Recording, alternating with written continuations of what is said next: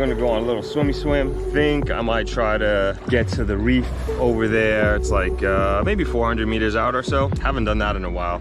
Might give that a go. But it's gonna be a relaxed one today. These are mornings in the grow. Let's do it. I'm waiting for something to change. Cause when I'm not here, it's like I'm falling. And I don't know why I feel pain. Cause when I'm not here, I keep on falling. I've been waiting in silence to see a little bit of fire, but all I see is you.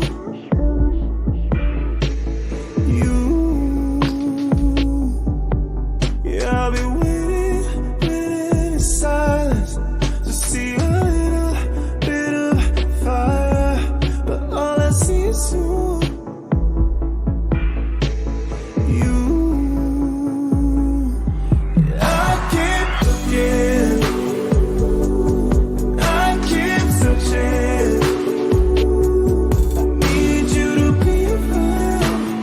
There's a turtle, but it's so much faster than me.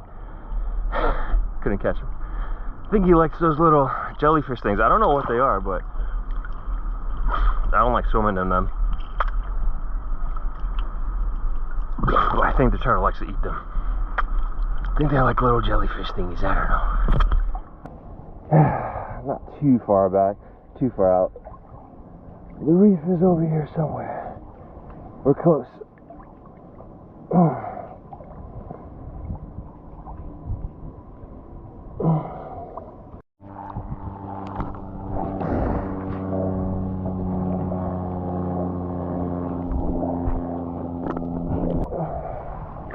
Morning, Billy.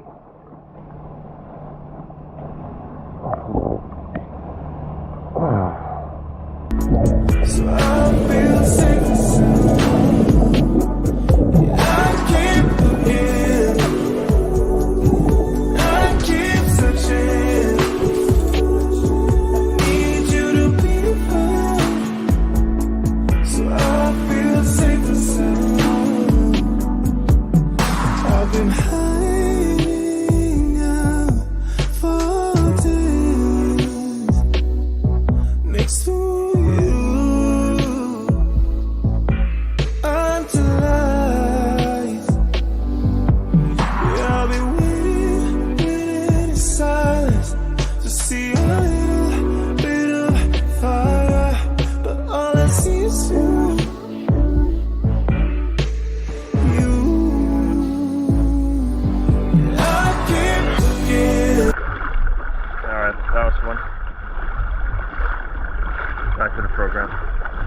guys enjoyed that little break, that little swim break, if you will. Next up, we got some drone shots from a sunset, I think like 2 days ago or so. So a few more minutes, then we'll get back to the program here. Enjoy.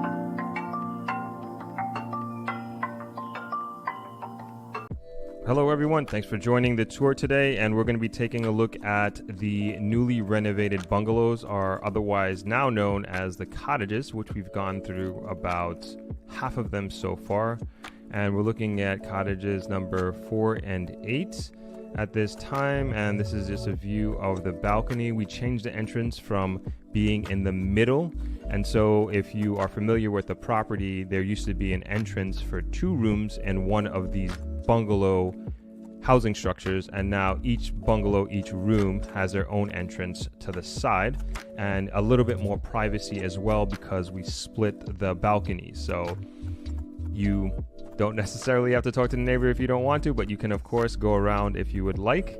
And moving into the room itself, these are brand new beds and frames and new design with the throw pillows and the standard pillows in the back there. And then you can also see the kitchenette unit that we renovated, and we'll get to in a second.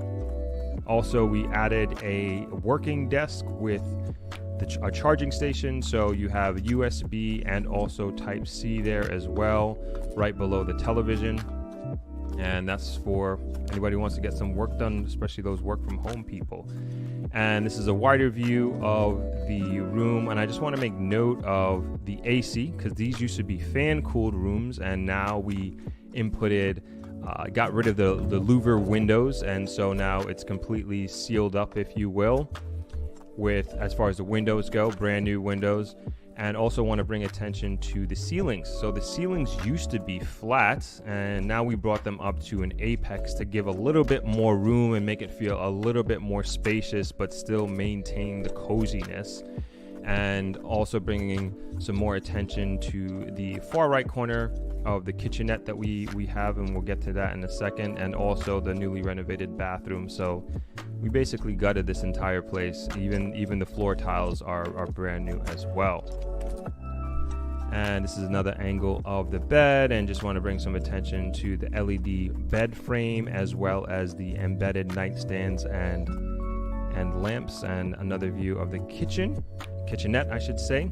And as you can see, it has basically all the utensils and tools that you might need to cook a meal. Included is a mini fridge there down on the left, and a hot plate, coffee maker, ice bucket, all the knives and utensils that you may need to feed a small family. Not necessarily Thanksgiving dinner, but you can definitely chef it up in there, especially if you're staying for an extended period of time. This might be a perfect type of accommodation for you.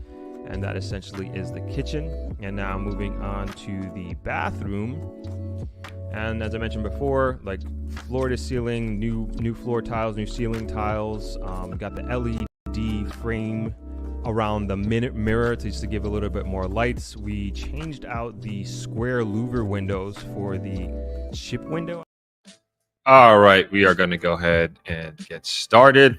Hope you all are doing well out there. Happy Sunday to everybody. We got I wouldn't say a jam-packed program, but we got a couple things to talk about, a couple of articles to read, a news report to watch sort of thing, and some local in the grill updates as per usual, some ThropX updates as well, which I'm very happy to talk about. And for those who may not know who I am or first time visiting the channel, special welcome to you. My name is Winthrop Wellington, and here on my channel I help you move to and invest in Jamaica.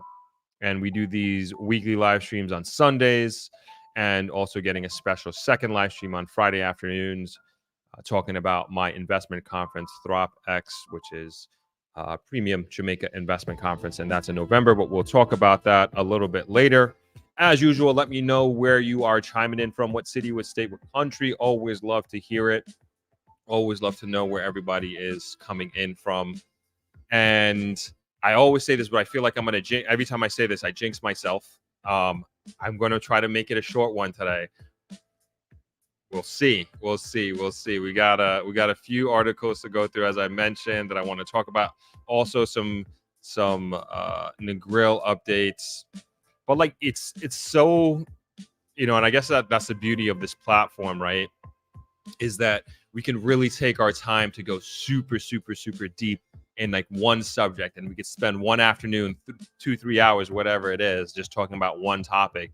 And these topics and these articles, like, they deserve that sort of time and attention. And I think it's important to really make it part of our normal day-to-day discourse, so to speak, and to really kind of put, I don't know, these to me, these important issues, challenges, opportunities at the forefront of our conversations here. And so that's certainly, though we are pushing investment and moving here and everything like that, but that's certainly part of it. It's just not like a monetary investment in my mind. It's also in the investment of the country and to help it move forward. And as I always say, it's we the people who are really going to move the yardstick, so to speak, in regards to creating the country that we would like to see. Right. So with that, like, keep letting me know where everybody's chiming in from. Always like to hear it. I think we're gonna hop into, let's see, should we just go into the first article? Let's do that. Let's go into I'm saying which one should be the first article. All right, let's talk NHT. All right, oops, click the wrong thing there. All right, let's do that, and then I'll take a break, come back to the comments. And that'll be the first article. So I'm going to throw that in. I'm going to throw this article right there in the comments so you can read it for yourself, or you can read along with me, or you can just listen to me read through this. And hold on. You know what? I'm like, I should stick to my agenda here. We got the articles here. The other thing, I did want to do a recap on Friday as well. Sorry, we're taking a step back here. Just pull up the agenda. So I do want to do a recap on Friday's live stream, because I gotten a lot of feedback from that, like a tons and tons of feedback. Thank you all for whoever was able to join in. But for those who are unaware, I had Delano Dowdy. He is one of the principals of the purchase that took place at ThropX last year of Coral Seas Cliffs. And that property was first initially viewed at ThropX 2023. And then in the subsequent months, it was purchased by a group of ThropX attendees who came together, pulled their money together, and purchased this property. And they are now in the process of converting this 30-room hotel into a 30-room or 30-unit luxury property on the West End. And so I had Delano come on to talk about a new deal that they're doing, which is that same group, or a lot of the participants in that investment group, have now or in the process of purchasing the hotel right next door. This is SOV. And I'm sorry for those folks who've already seen this before, but I just want to make sure that I don't want to assume that everybody here knows what I'm talking about. And I think it's just important to just have a little bit of context. So I'm just going to show the map so you all can see exactly what I'm talking about. So it's here in Negril. And here we got our map, and we are in Jamaica, of course. And we're in the westernmost part of Jamaica. And we have the 7-mile strip of Negril, which is broken up into two portions, which is 5 miles here and 2 miles here. And that makes up the 7 miles of white sand beach. And then we go downtown, and this is the roundabout. And then we're gonna, if you're coming down the beach road, you're gonna make a right to go to the West End. And we're gonna take West End Road, otherwise known as the Cliffs. And we're gonna make our way to Coral Seas Cliffs. Hold on. Oh yeah, Rock House. So there we go. Okay, so here's Coral Seas Cliffs right here. Now otherwise known as the West. And this is the property which purchased earlier this year. And I actually just went there this morning, just took a walk around, and they're still under construction, even on a Sunday, getting some work done over there. And they're doing their refurbishing thing. And then over here, right next to it, so this is Coral Seas Cliffs right here where I'm circling. And then right next to it is SOV, and they purchased that property. And if you're interested, there's an information form you can go on it's literally the last live stream that I did, and in the description there's an information form there, and that has been passed along to Delano. A lot of people asking me, hey, when am I going to get the information? Like, it's in Delano's hands. Like, if you filled out that form, put your email address, WhatsApp, yada yada yada, it has all been submitted to Delano, so he has full access to that, and he will be reaching out to you and getting back to you. He already told me that several reservations have been made from that, from the coming on the live stream, which is crazy, but I already knew there was like so much interest from the first one. And so reason why I'm bringing this up today is that, I mean, even between, we did that Friday, and then from the Friday evening and then the whole of Saturday, like several people have contacted me about wanting to get in. And of course, I directed them to the form. And then several people also felt this sense of urgency, like they have to get in now, and this anxiety is like, I don't know, I feel like I'm too late. Should I extend my trip to stay over and go look at it? Am I going to miss out on this once in a lifetime opportunity? And the folks that I spoke to about this, I told them, and it was multiple people, and I was just like, let's pump the brakes here, and you shouldn't be making I think this is a lot of money, what you're making a long-term commitment decision, a financial decision. And this guy's a little short in it.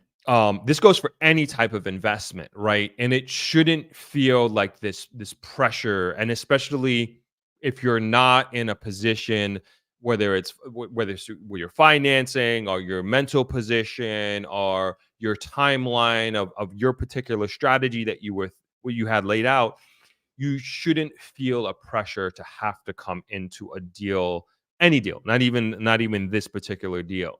And so, and for those who may feel that way after the interview and after learning about this opportunity, it's just like, again, any other opportunity, any other investment is like, hey, let's take a deep breath, let's pump the brakes a little bit, and realize, like, let's use this as an opportunity. Like, look into it, do your due diligence. Don't skip any steps that you otherwise normally would be. Like, I think the people who were on the live stream on Friday, you all asked great, amazing questions. And like, that's the process in which you should be doing. Like, you need to get to a point that you're comfortable in handing over this money, and you're comfortable with going down this investment route. And it shouldn't feel like, again, any investment, it shouldn't feel like that time is running out and I have to put this money down, or else that won't happen. And what I told one of the folks yesterday is that there are more deals. I can tell you, there are more deals coming down the pipeline. And even with the real estate experts that we're working with for ThropX this year, I can tell you that I am surprised. How do I say this without divulging too much? Let's say I'm surprised at the amount of commercial properties that we are going to be part of ThropX this year. And it's just interesting that so many are coming up, and I'm one to pay attention to what's happening with both residential and commercial, particularly happening in Negril. And it's just interesting that so many are going to be part of ThropX, and we're going to have to cut out a few. Where I could tell you, the first year, 2022 ThropX, there was more overwhelming like residential properties that we were looking at, like different gated communities, lands for sale, lots for sale. That was, I would say, a big markup from in 2022. And now in 2024, there are hard to say too many. There are many commercial real estate properties that are for sale that we're gonna have to pick and choose which are the most appropriate. Perhaps we'll still present it, for people to take a look at on their own accord. But like, in terms of choosing strategically which properties are going to be on the real estate tour, there's more commercial property. And when I say commercial property, I'm specifically talking about hotels that are for sale, and then also hotels on the beach as well. And Well, it's just interesting, it's just interesting that there are that many and that there is this type of potential turnover that you kind of see happening in the market right now. And I don't know necessarily. I know some of the reasons why different properties are selling. I don't think it's necessarily one particular reason that fits all, but I will say there seems to be, if you think about it, and if you really look at it with these properties that are for sale, that there is going to be, dare I say, like a major shift in ownership, hotel ownership in Negril in the next 3 to 5 years, and hotel brands that are in Negril in the next 3 to 5 years.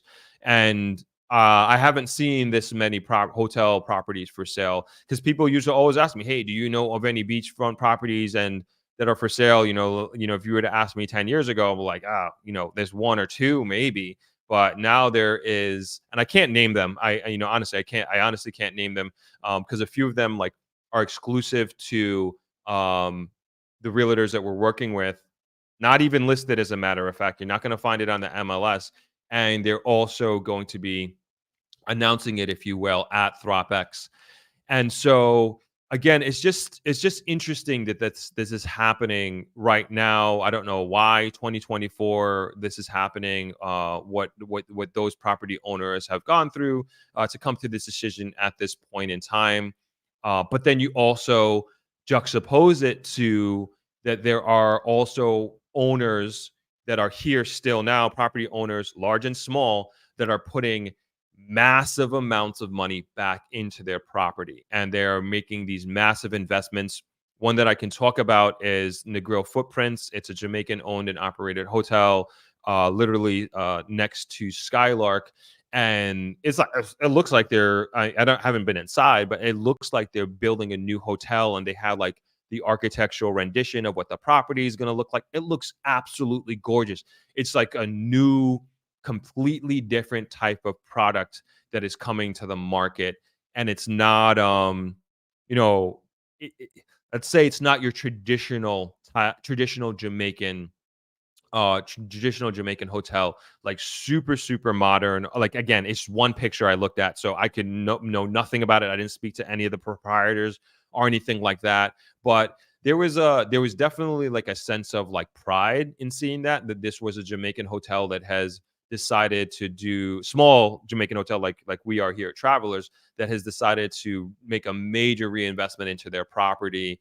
And even like the branding and everything like that is like super awesome. And maybe I'll reach out to them and like would love to have them on the show to like understand what their concept is and what's coming to the table.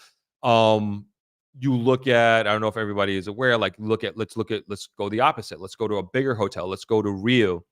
They are, I mixed them up. Sorry, maybe I should, I'm better off like bringing up the map.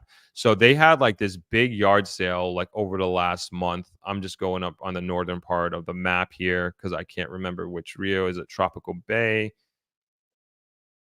So anyway, they had which is this it right here?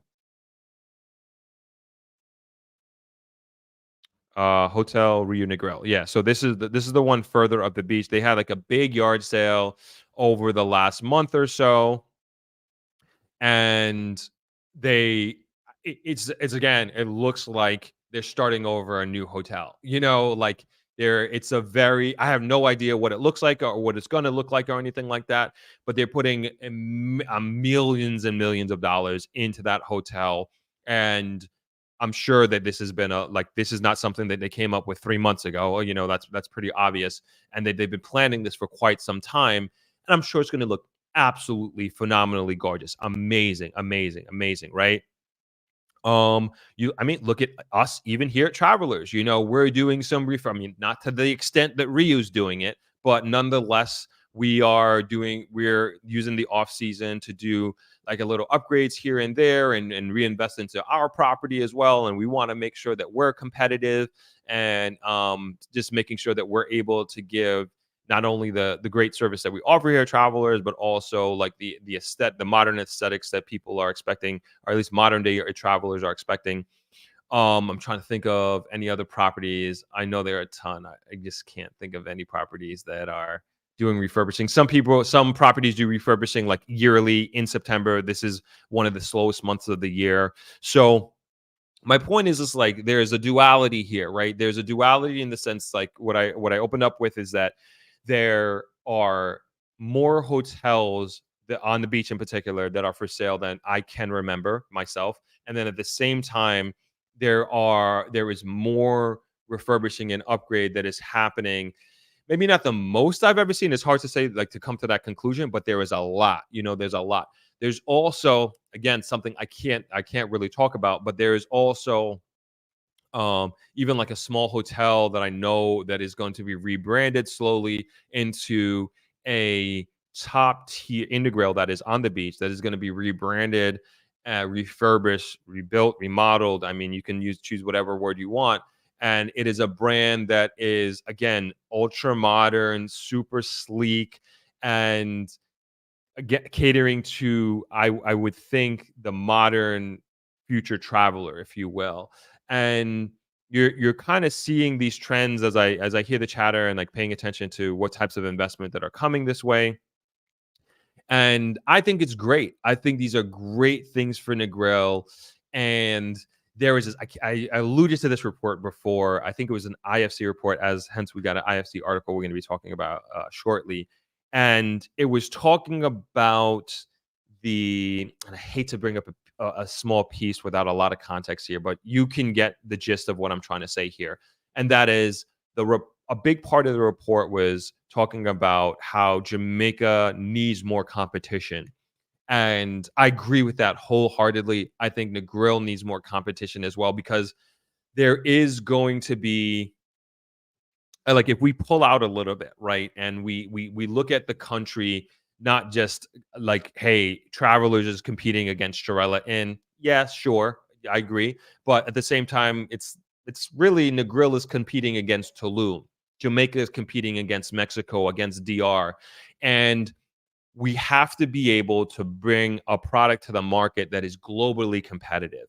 And I think that inter-country competitiveness with inside Jamaica, I think that's very, very important, because that is going to elevate and raise the bar for everybody across the board and across the country. Because now that you're seeing like people are like going for these lived experiences and are traveling the world, like they're basing their travel standard off of their lived experiences of going to Tulum, of going to Colombia, or wherever it is. So it's not necessarily how it used to be. And maybe in a big sense, it is kind of that. Like, I'm speaking specifically about Americans, that Jamaica many times was the first time that they ever left America, because of proximity and everything like that. And so maybe they don't have something to base this off of: their hotel experience, their service experience, their food experience, et cetera, et cetera, et cetera. And so I think having more competition coming in, more world-class brands coming into the market, it's going to force everybody around us, is going to force the product to elevate itself. And of course, we want to do this in a sustainable way, not just environmentally, but also economically, and making sure, as we always say on this channel, we want to make sure that the economic impact is felt by many, not just a few. But at the end of the day, like from a competitive business standpoint, I think that side of the coin, that side of the duality that I'm talking about, I think is very good. But then, bringing it back to our discussion and our context here, it speaks to a lot of opportunity, right? And it speaks to, I think, the not necessarily, maybe even ill-defined future of what Negril is going to become, because it's not like we have this 20-year vision that we are, as a community, are working towards. It is very much still a free and open market in that sense, in terms of what Negril can ultimately become and what it can ultimately turn into. I do think, especially with the group, Delano's group, and the purchasing of Coral Seas Cliffs, now the West, people are seeing the opportunity. People are seeing the diamond in the rough that Negril is. And trust me, it is still, in a very real sense, a diamond in the rough. And that eventually, I truly believe, Negril will reach its full potential. Jamaica will reach its full potential. And it's like, how can you be? And I think these are maybe some questions you can consider asking yourself is how can you be a part of this growth? Not in terms of not only being on the positive side of getting a return on investment, but also contributing to the growth and opening the doors and opportunities for other people by being a part of it, right? And so I think that the group that has come together, that came together during ThropX, is a real testament to the temperature of investors out there. Even going on Facebook groups like Capital of Casual, and I felt this when the deal was announced in April on, I think it was in April on Facebook, where people saw that Corsi was bought and everybody's like, "Oh, I missed out! I missed out! I can't believe it! If I had known, I would have invested." And there, like I said, there's still a lot of great opportunity here, lots of great opportunity, and I would continue to like really, really behoove you, encourage you to do your due diligence, learn about the market, especially if maybe you're not somebody who wants to go with an investment group, and that's not necessarily your cup of tea. Maybe that's not even. Maybe you just want to come in and you want to buy a piece of land and build your retirement home, or you just want to buy into a gated community, right? And maybe you want to start a business, maybe you want to buy a hotel, right? And so I think it's important that you do your due diligence, not just from like the due diligence of the business side of things and learning about how this deal is structured. Do all that basic stuff. Like, how does the money work? What's the return? Like, what is my monthly cost going to be? Like, do all that. Like, ask all the hard questions. Delano can handle it. Like, whether it's Delano, whoever it is, they should be able to handle it. Delano can handle it. Ask them. Like, you should be very comfortable making this investment, whatever it is. And again, don't feel pressured like you have to get in on this, or like the world is over and you'll never be able to invest in the grill. That's not the case. And I'm telling you that. And then this is kind of why I'm bringing you this information about these commercial properties that are for sale. And going back to me encouraging you to do due diligence, again, not necessarily on the economic side and the deal structure side, yes, but also on your market due diligence. I think it's very, very important for you to understand what this local market is about. What does this local market need? And yes, use this channel as a resource, as one a resource. Like, it shouldn't be your only resource. I should not be your only resource in terms of doing your homework and getting an understanding of the market. I can present you information. I can bring the experts on. I can create a conference that educates you, and you can also physically go out and visit these different properties. But at the same time, these are data points that you're taking in, and you're doing your homework and you're doing your research. And then ultimately you put all these data points together and you make a firm and sound financial decision that is in alignment with your goals and that of your family and your family's future, right? And so I just want to encourage this thinking and not to get swept up. And this is anything. And I'm saying this also from a person who has fell into this trap before. And it hasn't happened to me in real estate, but it has happened to me in investing in stocks, especially. And that you lose your money right away. And trust me, I lost my money right away. It took some time, but is this one of these things? It's like when I know, like in my solar plex, when I start feeling like that like high level of anxiety, of like that FOMO, I'm just like, at this point, I have the experience and also the emotional discipline to know, like, hey, let's pump the brakes on here. Let's ask some questions. Let me do a little bit more research on this stock, this index fund, whatever it is, and I won't lose more than half my money in the stock market, right? And so I'm just encouraging you all to do that. And especially, again, even under that umbrella with ThropX, like, yes, there's going to be exclusivity when you come there. There's no question, no doubt. But even after ThropX, I'm going to continue to talk about deals. I'm going to continue to bring deals to you, different real estate opportunities, and hopefully as we go along, as I hear about different developments that are coming, and hopefully one of them fit your investment goals, right? And it shouldn't be that you're trying to take whatever this opportunity is and you're trying to fit it in or make whatever your goal fit into that opportunity. And like that shouldn't be, it should be like, this is exactly what I was looking for. And this is perfect. It's within my budget. It's on the location. It's right up my risk appetite alley, et cetera, et cetera. And so I just want to encourage that mindset and encourage that approach as we go down this line, because there's going to be a lot of very, very pretty opportunities and very, very shiny opportunities here. But I want you all to do well. I want you all to do well for yourselves, do well for the community more than anything else, and make sure that it's right for you all. Let's get to some comments here. I know I said I was going to get back to that in a second. Where we Corey MPA chiming in from Manchester. Awesome. Good to have you on, my man. Karith says, hey, Throp chiming in from Oakland, California. Awesome. West Coast in the building. Aaliyah said, checking in from Montego Bay. We got Jamaica in the house. Leah says, appreciate sharing new information. You're welcome. No problem. Mr. Brown says, smart people selling out. We're going to talk about selling out in a second, Mr. Brown. Thank you for the opportunity. Yo, Darnell, my man. Thank you, man. I appreciate it to the max. Thank you for the donation so much. Thank you, man. Darnell says, I can't believe I missed one of the most significant streams of the year. Throp, I need to get in on the Block C, under Delano ASAP. I've submitted on email from the Google Doc. Also, get the likes up. What you're bringing to JA is big. Thank you so much. I really, really appreciate your support, Darnell, and your encouragement and kind words. Can't thank you enough, man. Respect. Norma Davis says, Throp, thank you for that. I was overwhelmed after the live, but then I said to myself, it's not your time. It's not your timeline, so don't stress. Exactly. It's not your timeline. Don't stress. Do not stress. I'm telling you. And if there was a situation where like I truly felt like I'll get, of the two examples that I always go back to is a Little Bay Country Club and a Point Village.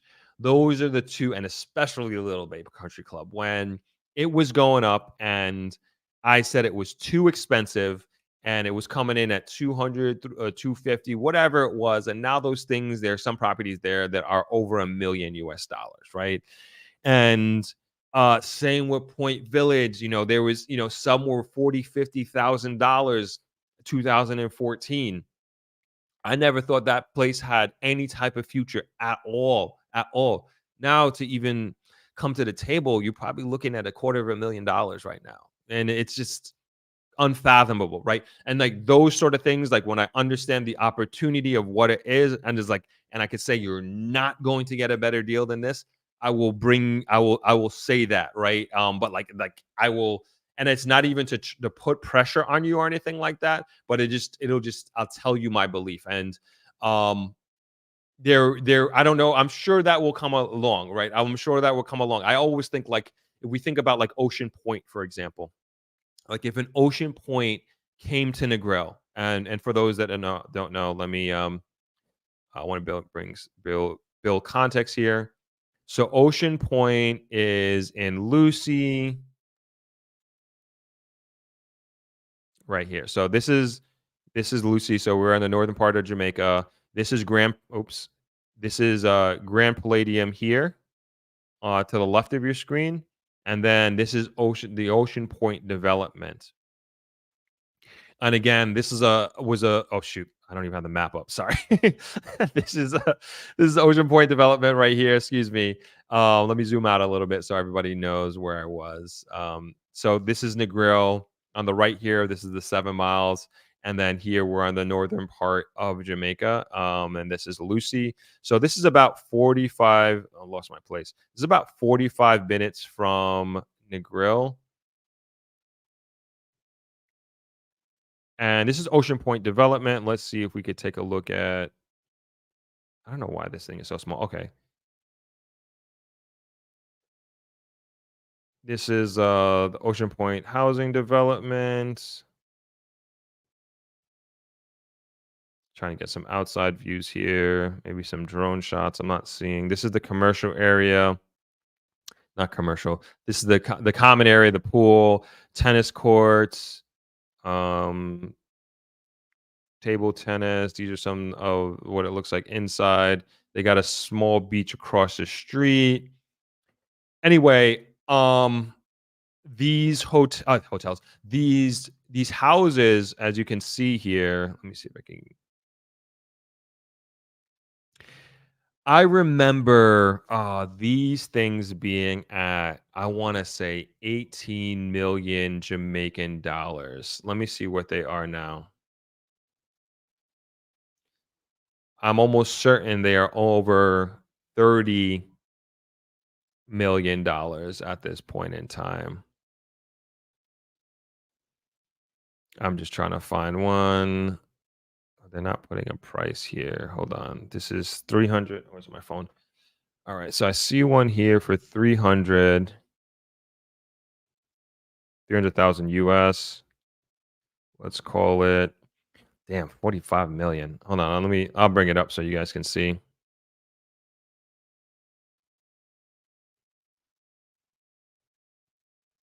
Sorry, taking a second.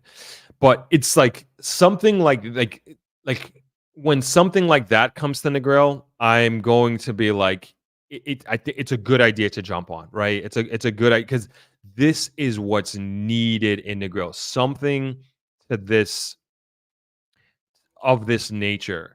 Because again, there's just not as I always say, sorry, I'm going through so quickly. Let me go to the outside again so you can take a look. Something of this nature, when we think about the housing need for Negril, like this is needed so badly.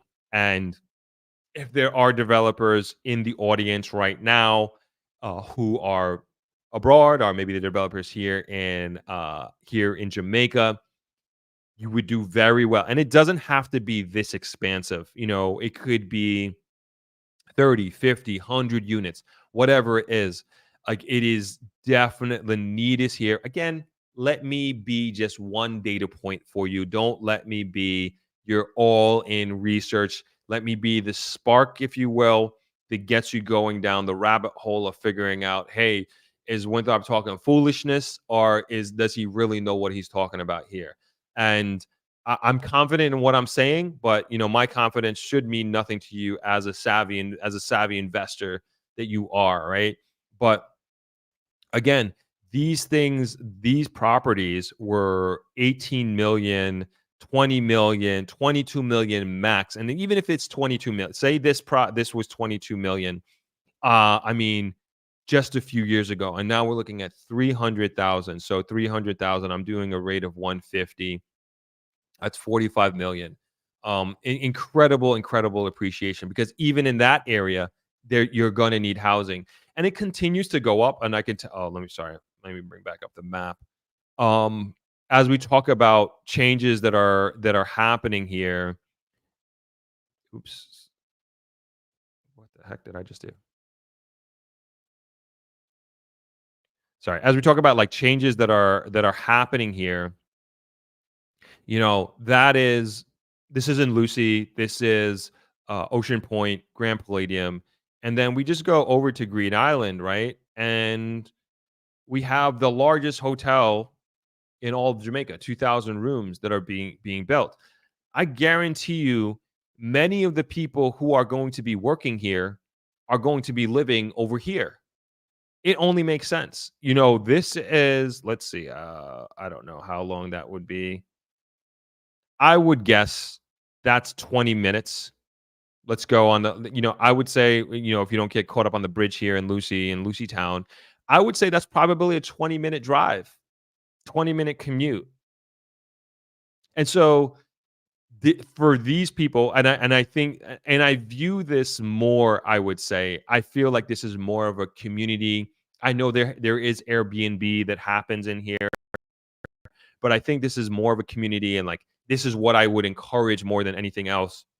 And that's why I said, like, this type of investment will be good in the grill, because we need like more community developments, and I think Airbnb is great and it's good, but we've talked about at length the negative side of Airbnb and the impacts that it does have on community. And this is coming from somebody who is very much a proponent of Airbnb, of doing investment in Airbnb, but it's something that has to be managed, and it's something that is very, very important that we learn from other markets around the world and learn from their failures, and not only failures of Airbnb, but failures of the I guess you can say the government to the community and to the constituents for allowing it to get to this point. But it's hard. It At least I think it's hard to have imagined that it would turn into these sort of situations where you completely price out locals, and to the point where they don't even want tourists coming there. And we talked about this particularly in Barcelona. We talked about this in Lisbon, in Portugal, and we don't want our cities, we don't want Jamaica to turn into that. I don't think by any stretch of the imagination. Like, we don't want that. And it's just like, we got to think about that. We got to think about this now. Like, and it's two sides of the same coin. Like, I'm telling you, hey, come invest in Jamaica. Yeah, do your Airbnb. We need visitors coming in at the same time. But I'm also telling you, in that same vein, is like, we need an ocean point, like for Negril. And it doesn't necessarily have to be an ocean point. I'm just using it for argument's sake here. But we need to have community, and there needs to be a situation where the neighbor should know who the neighbor is, and it shouldn't be a neighbor that is every couple of days. It's a new person that is coming in, and who knows what type of behavior that they could be engaging in.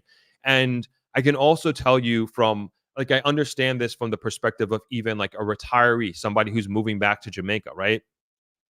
And to me, like, you of course, I would assume you want to be in an environment of safety. Like, first and foremost, that's number one across the board. But it's also, I'm sure you would like to develop a relationship with people in your neighborhood, and you don't want to be put into a situation where the people who are coming in and are in and out, and maybe not of a certain demographic, as we can say. And that maybe they're playing loud music, maybe they're staying up late and causing noise, and you're unable to sleep at night. And it's like, why would you buy into something like that? You wouldn't. If you would have known that, you would have never bought into it. And like, these are the things that I hear, right? These are the things that I'm understanding. I brought this example up before of a friend who bought a place in Kingston, and they a very high-end place, few $100,000 for this two-bedroom apartment in uptown Kingston.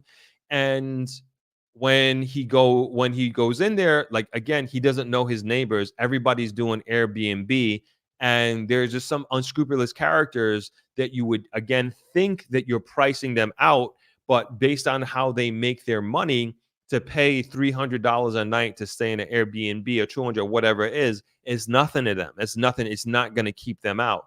And so it's like these sort of things that I think are important to think about, that as we're encouraging investment, this is what I mean. Like, we have to do it in a sustainable way. And it's just all these things that we have to think about as we go down this path, because like, we're not like this established market. We're working towards becoming that established market. And I think we are very much, you and me, like, we're part of creating that vision and creating that future. So just, I don't know how I got down that, but just want to, make sure that we continue to think along those lines. And again, learn from the lessons of other markets and other countries around the world. Phoenix is me. Hey, Throp and everyone. Do you hear the news about Jackie's place catching on fire? Someone who lives in a grill told me this. No, not aware of that. I will check that out. I'm not sure when that happened or if that happened. I will take a look at that. Ann says, great info as always. You're welcome. Thank you. Noel says, Throp, the regular Jamaicans can't afford those prices. So who are they catering to? You're talking about, so thank you again for the opportunity to talk about this. So they're like, what do you say? Who are the regular Jamaicans? I want to say many Jamaicans own property there at Ocean Point.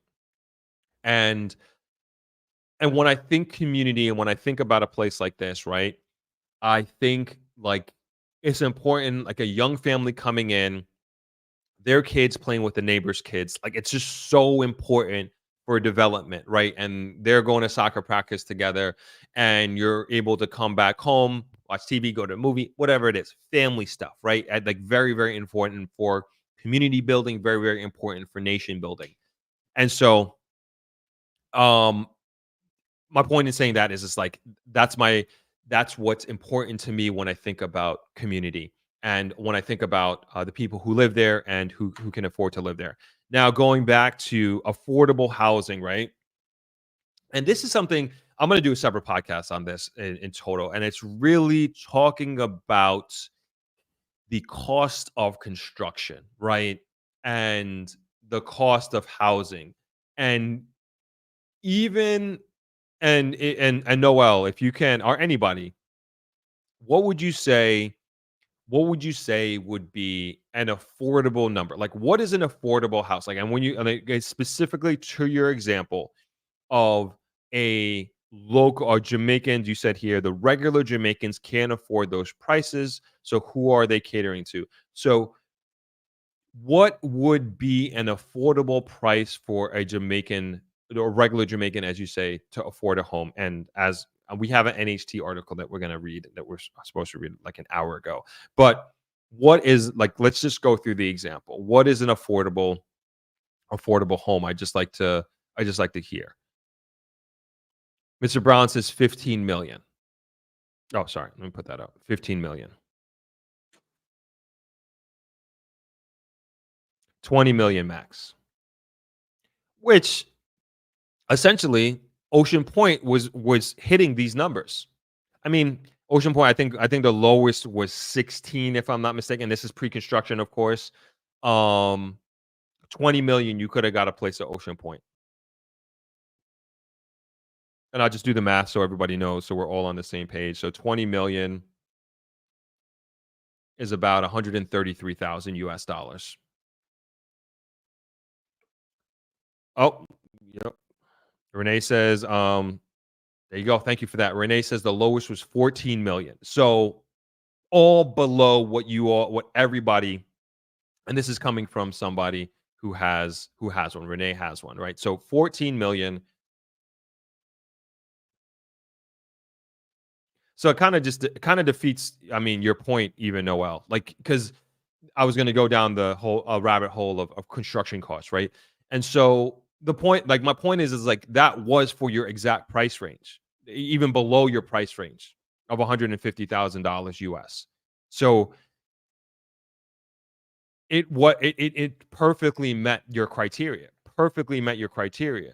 Now, what can we do about the appreciation of the value of those properties? Nothing. The market dictates that. That's not that's nobody's fault. That's the market's fault. That's demand, right? And so that to me is just like coming in at a price point of relatively affordable, 14 million, and meeting that price point. Even, I mean, look at and Mr. Brown saying, but regular Jamaican is relative. Exactly. Agree. Look at the example that we just did on Friday with, excuse me, obviously this is not new development, new construction or anything like that. But again, you're looking at 93,000 was the lowest at the SOV opportunity. And that would be, what am I doing? 93.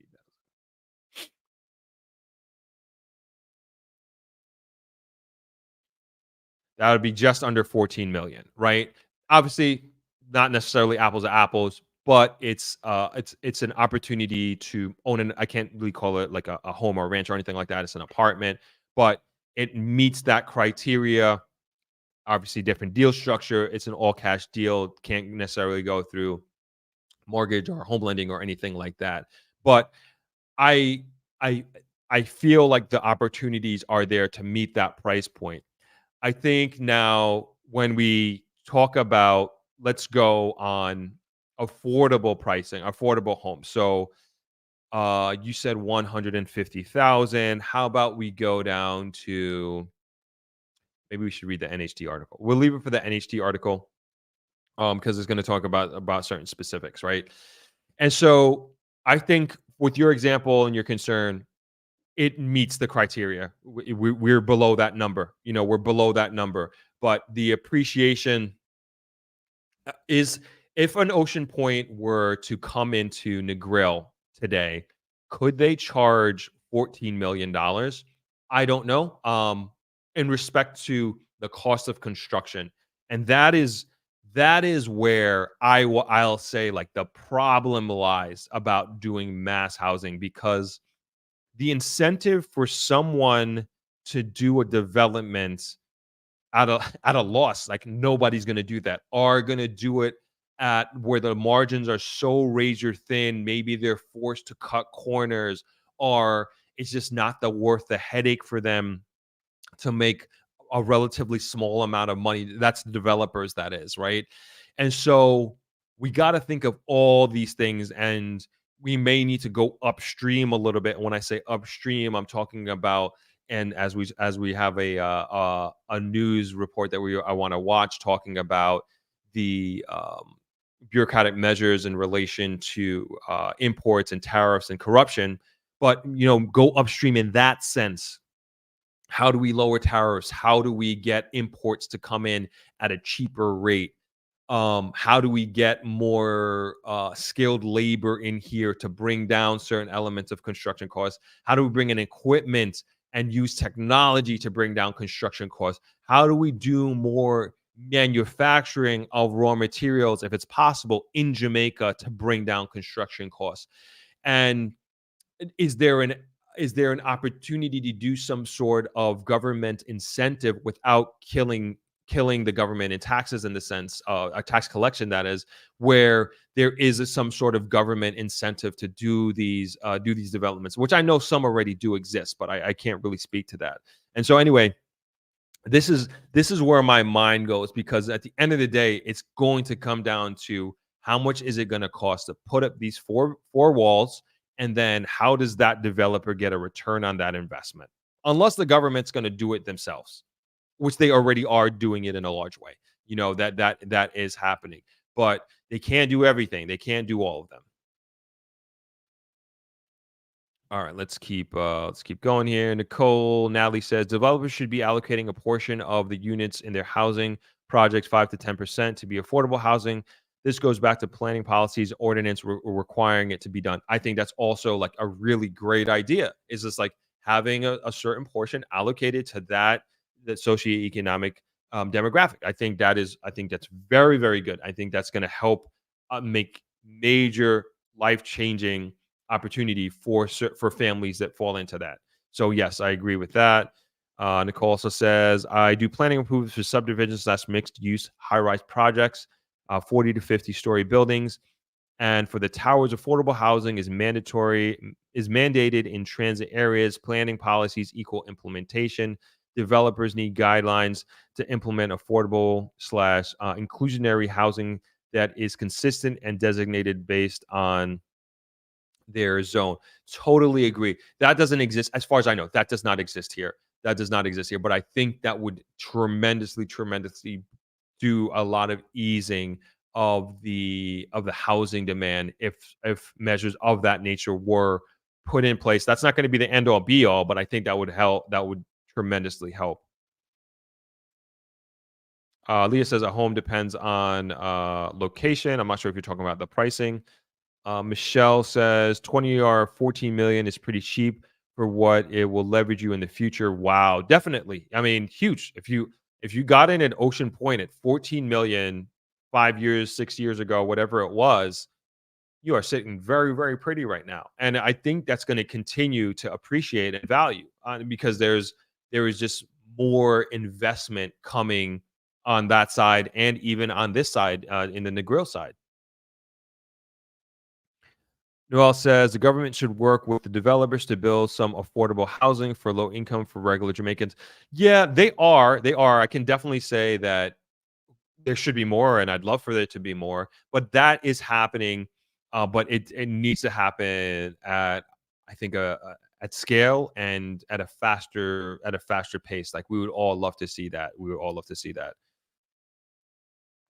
Norm says at least the combination of two persons NHT benefits. Yes, and I think that's important too.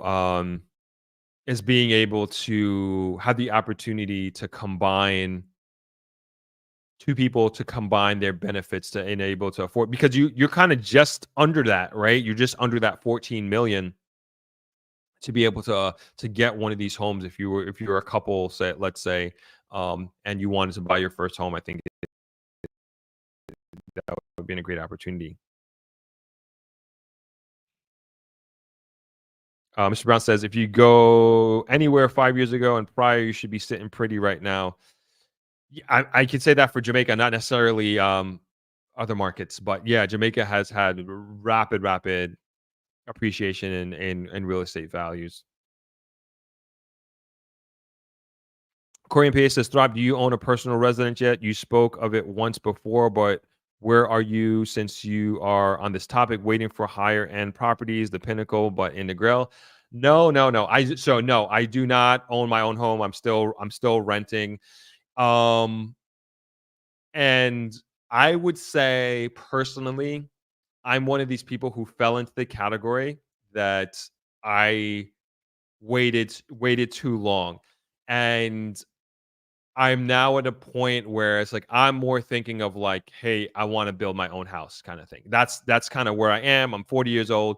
And maybe if I was like 5 years ago, I would have been like, okay, let me buy into Little Bay Country Club or maybe not necessarily aqueducts, but like an existing development where now like my goals have shifted and now I'm ready to buy my own buy my get my own land and build my own house. Like that's where my mindset is. That's where it's going to align with my personal goals. If there was an ocean point here in the grill, maybe. I was even back then, I was encouraged to buy an Ocean Point home, but I didn't want to leave the grill. Like I don't want to commute 45 minutes. I work late, like I'm here till like 10 o'clock, like on the regular, and then to drive home 45 minutes. Like I don't want that over me, right? And and I know people who work in the grill and live at Ocean Point, and that's cool. And and they do that, but is not necessarily for me. But yeah, that's where I am personally at this point. If a Pinnacle were to come to the grill, yeah, maybe I reconsider, I reconsider in a big way. Who knows? Mr. Brown says it's a renter's market. I'm in the same boat. Not gonna buy, looking to build. Yeah, and I'm not saying like I'm doing the right thing or I'm better than anybody else because I'm renting over buying or anything like that. But it just personally, like buying right now doesn't necessarily align with my future goals, my future plans, and what I want to do and where I see myself. But at some point and when I'm going to start building, I have no idea. But that's kind of my immediate goals. DJ Mystic Vibes asks, does the West End have the space for a lower income development? Yep. I could tell you, I don't know. Can I talk? Oh, no, I can talk about this. So Kevin Frith, he is doing I think he announced that, excuse me, last time that he was on here on the West End on Westland Mountain, he announced that he's doing a development here in the Grill. Already has a land sorted out and everything like that. Can't speak specifics at this point in time. I'm only saying it because he already talked about it on here. And so I think that that's where is the best opportunity to do something like that. I think is the best location to do that. We can bring up the map here real quick. Let's go back to the Grill. And, this is deep West End here. I mean, look at all this land. It's mountainous. Yes, is there a topographical map here? Hold on, let me see. Like a terrain map. Let's see if they can, nope. All right, I don't know what I'm doing here. I'm trying to see if they could bring up the terrain here. But there is a lot of room back here, tons and tons of room. And then this is Deep West End, and all this land back here, and then you start going real far back, you start getting into Little London. But I think there's tremendous, tremendous opportunity here to do housing. And I don't even remember me talking about this back in 2000. This is when I first moved to Negril. This is probably like 2007, 2008. There was supposed to be this like humongous development in Deep West End. It was like this English developer, and they were doing all these presentations at the community center downtown. They were supposed to have, this is not affordable housing by any means, but it just goes to show you the potential of how this land can be used in the Deep West End. And they were going to have like 3 hotel towers, their own fire station, police station, grocery stores, commercial real estate, all these residents, yada, yada, yada. I mean, it was basically going to be looking like a bigger version of, and this is going to probably be, put a little salt in people's wounds here, as a bigger version of the Palmyra. That's what it was about to be, going to be, and going to have like boat slips. You could roll up with your yacht, yada, yada, yada. And it failed. It never happened. Financial crisis, money dried up, all that stuff. We all know what happened with that. My point is like, this is where they were going to do it, way back here, Deep West End. And that's the type of, that's in terms of numbers of housing and numbers of units. That's the type of capabilities that this area has. So great question, DJ Mystic Vibes. I think that's a great area to do something of that nature. All right. There was somebody's comment that I wanted to get into. Oh yeah, I think it was, hold on. Yeah, it was Mr. Brown's comment. You were talking about people earlier. You're talking about people getting out. This is kind of going back to the hotel thing, and then we're gonna go into the first article. We're gonna talk about the NHT. Even though I said we're gonna be doing a short one today, it doesn't feel like it's gonna be a short one. But I can't find the comment. But Mr. Brown, I remember you saying earlier that people, when I was talking about the many hotels, particularly on the beach, that are for sale, and you said people are being smart, they're getting out. There we go, I found it. Smart people are selling out. And so what I will say is about the hotel business, and I'm not discouraging anybody from trying to live their dream or anything like that, but this is not an easy business. And kudos to anybody who's doing this for a living, from any level. I don't care what it is. Like being in the hotel business, like a 24/7, 365. And I don't think people understand what they're getting into. And I'm not speaking specifically to any of these hotels that are for sale, because many of them have been around for 10, 20 years plus, and it's not an easy business at all. And then doing business as well in Jamaica, it ain't a walk in the park, not by any stretch of the imagination. But I always say that there are many people and many multinational organizations who are here in Jamaica working with the same talent pool, under the same circumstances, under the same restraints, with the same challenges, that are thriving and doing exceptionally well.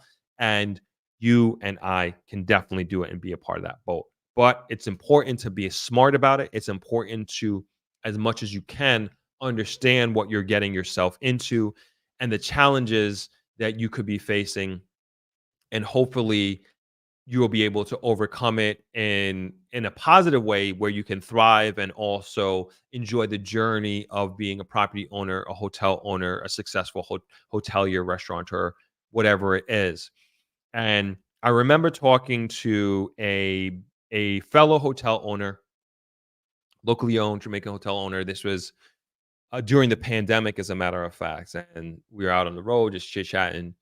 And he was like, we were just both just talking about like how hard of a business this is. And he said that if he had known when he first got in, and then somebody showed him his future about like what he would be going through and what it would take and yada yada. If he had known, he would have never got into the hotel business. And he, at that point, he was in this business 18 years. And for all intents and purposes, like looking outside in, it looks like a successful hotel. It feels like a successful hotel, and it's one of the handful of small hotels that I would say that are doing well in Negril. And it's just interesting that he said that, and because I always said the same thing. Like, if I had known when I first came here, and now 2024, I will have been here the same amount of time he had been in the business, 18 years. And I always question myself, like, would I have continued down this path, had gone down this path had I known? And I'm just like, when I would say 10 years into this business, I would have been like, 8 years ago, 10 years into this business, I would have been like, no, this is not worth it, because it's not worth the struggle. It's not worth the stress. Um, it's unforgiving. It's unapologetic. But once you figure it out, and it takes a while to figure it out, it takes many years to figure it out. But once you get in, you get your stride, and you kind of can see a light at the end of the tunnel. You're like, all right, all right. So my point is, my mindset now, 18 years in, is very different than it was 8 years ago. It was very different than what it was 18 years ago. And so, in terms of like these folks, quote unquote, getting out, they have their own reasons for selling, and they have their own reasons for moving on to the next phase of their life, whatever that may look like.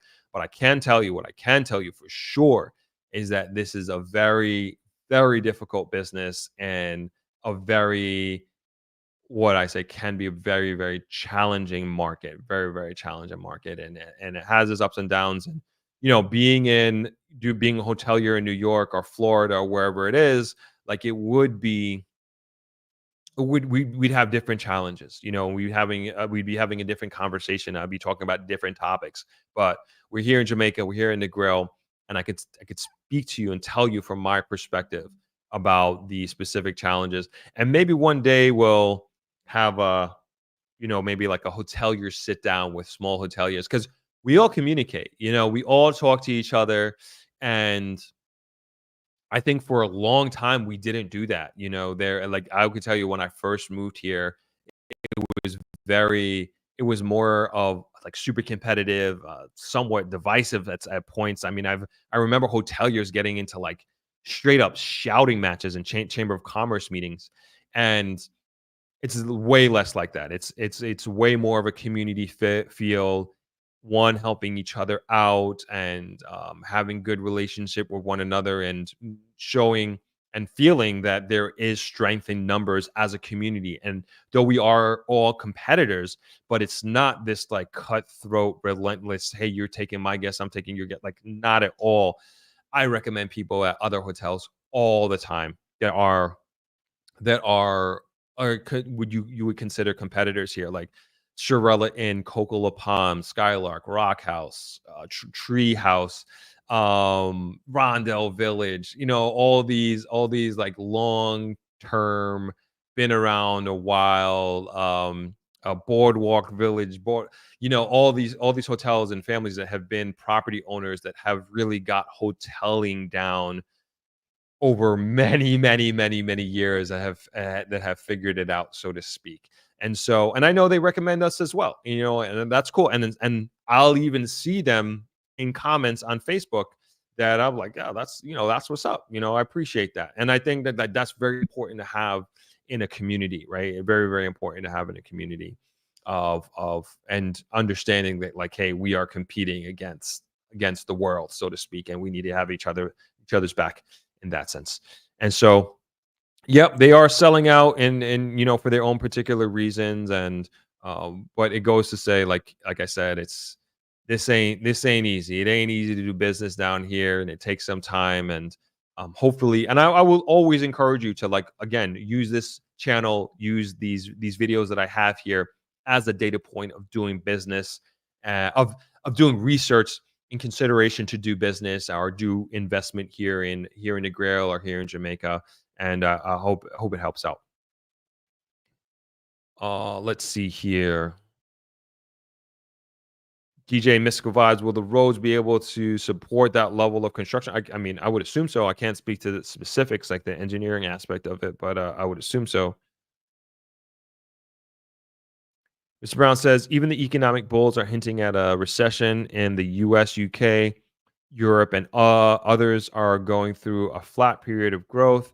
So I expect tourist numbers to slow down in 2025 and beyond. Wise to sell. But again, we've gone through the thing about being, and I told you, like a lot of some of the hotel properties I'm talking about have been around for 20 years. So as hoteliers, like we've weathered storms. I mean, 9/11, financial crisis, COVID, for goodness sake, whatever it is that we may or may not be going through in the next 12 to 18 months, whatever, and hotel years that have stood the test of time. Like it's, oh, like you've been through war. I mean, who knows? Is this going to be worse than everything? Hurricanes. Forget about it. We've gone through the gambit of it, and so we've figured out how to be resilient. And a lot of times that, and I always go back to the financial crisis. That was 07, 08, and I remember seeing in 2011, 2012, that's when you started seeing turnover. And so and it was a laggard effect. Is what we're seeing now, is it a laggard effect of COVID? I don't know. I can't speak to the macroeconomics. I haven't looked into each of these individual reasons of why these hotels are selling at this particular time. But I do remember during the financial crisis, it happened 07, 08, and there was a laggard effect of there being a turnover in hotel ownership in the grill. And could that be what's happening here? I'm not sure. But um people aren't going to sell, like, even if we were to look at our forecasting here and at travelers, and we saw that for whatever reason 2025, Christmas 2020, winter 2025 was going to be a significantly down year. I mean, there's nowhere you're gonna be like, all right, time to sell. Like, no, that's not how it works. Like, we're gonna weather the storm, whatever it is. I mean, same thing with COVID. Like, we were shut down for 5 months. Do you sell? Like, no, that wasn't part of our thinking or strategy. Is like, it was more so our minds went to like, all right, we're in survival mode. How do we make it through this? And we don't know when the end is. So, and again, it's just like, also, all right, maybe numbers are down. I can't even speak to that. I haven't even looked at our numbers, but I really don't think our winter numbers are down, to be honest. But at the same time, I just gave you an example of Rio that is putting millions of dollars into their hotel. Gave the example of Princess that's supposed to be opening this month, that is putting up 2,000 rooms, the biggest and largest hotel in all of Jamaica. Just gave you, I think 2 weeks ago, 2 live streams ago, we talked about the US $1 billion that is coming to the North Coast, investment that is coming. So people are still seeing the great opportunity that exists in Jamaica. There's people are still seeing great opportunity that exists in the hospitality industry in Jamaica. And, people are just going through different cycles, different at the end of the day, it's just going through different cycles. Cole says, this is very helpful. Appreciate the retrospect. No problem. Noah says, developers need to build some high-rise apartments near the beach, just like they have here in Miami, that will attract people to move there with shopping and restaurants. I can tell you, I don't think traditionally Negril doesn't want this to just turn to like this high density city. And I think that's the biggest fear of a lot of people from Negril, is Negril turning into a Miami. And I wouldn't want to see that, not in any large way. I do think we need taller buildings for sure, but do we need like 30, 40, 50-foot buildings in the grill? I hope not, but who am I to say? Who am I to say at this point? I hope not. And if we were to have it, I hope it would be, across the street, and there not being this like shadow that is over our beach. Because it's not like it's not like Miami, where the beach is like 150 feet wide or 300 feet wide, maybe at some points. And the buildings, those high-rise buildings, are not necessarily casting a shadow on the beach, because that's what you would have here. like these big shadow casts that would probably be going into the water, as a matter of fact, at least on the sunrise and in the mornings. Mosaic Travel and Tours. What's going on, Tanika? It's the journey and the company you walk with is everything. Business in Jamaica is tough, and for the first time, my rose-colored lenses are off, but I'm still all in. One love, Jamaica. And this is coming from Tanika. Sorry, I don't mean to dox you or anything. Mosaic Travel and Tours. They have an Airbnb in Hopewell. Also, they do retreats here in Jamaica, and yeah, it's one of those things you learn different things as you go along, but it's like you said, Mosaic, it's who you travel this road with, and I think it's so important to have that network that's going to hold you up, that you're able to pick up the phone and ask, like, man, the contractor did this, I can't believe the carpenter isn't calling me back. Do you know one? All these sorts of things that you just would be like, it's just very difficult to anticipate as you go on this entrepreneurial or investment journey. And there's a way, though, there's a way, and it's also important to like bring up some or get some understanding. And I think a lot of ways you can do that is through learning through other people's mistakes and having conversations, and also perhaps like not feeling alone on this journey as well, because it's hard to say what's to be expected along this journey, along these lines. And everybody is different, everybody is different. Natalie says, it's true. A lot of them share the same security, even the same staff. I learned that recently. Yep. Vicus, what's going on? I feel like I haven't seen you in a long time. Hope you're well. Chiming in from London, just came from New York, where I went to the beach. Really like the boardwalk concept on Long Beach and Coney Island. Awesome. My old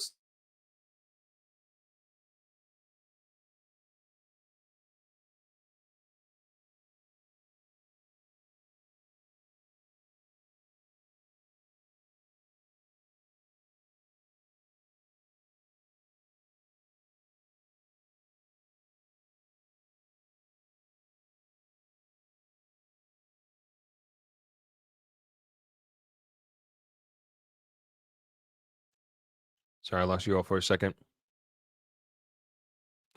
Shadeen says, having multiple high-rise will be a turnoff for many expats. We travel back home to get away from skyscraper jungle. Delroy says, people are selling because they're getting old and the kids are not interested in run the hotel. Great point. This is the last thing I'm going to talk about, and then we're going to get into the article. We're going to take a quick break here. Let me see what I can put up real quick.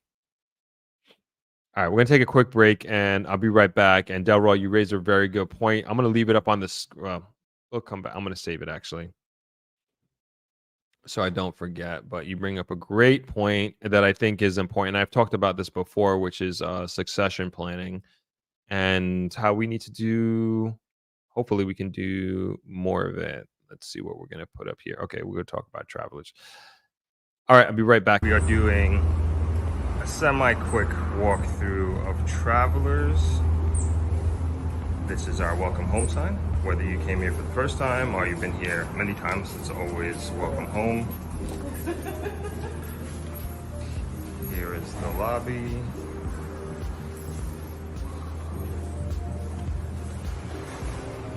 Then the front desk is over there.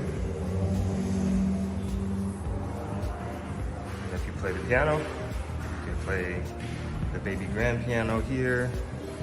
And we just put this lobby bar here, which we haven't began using, but it's kind of turned into a makeshift tour desk.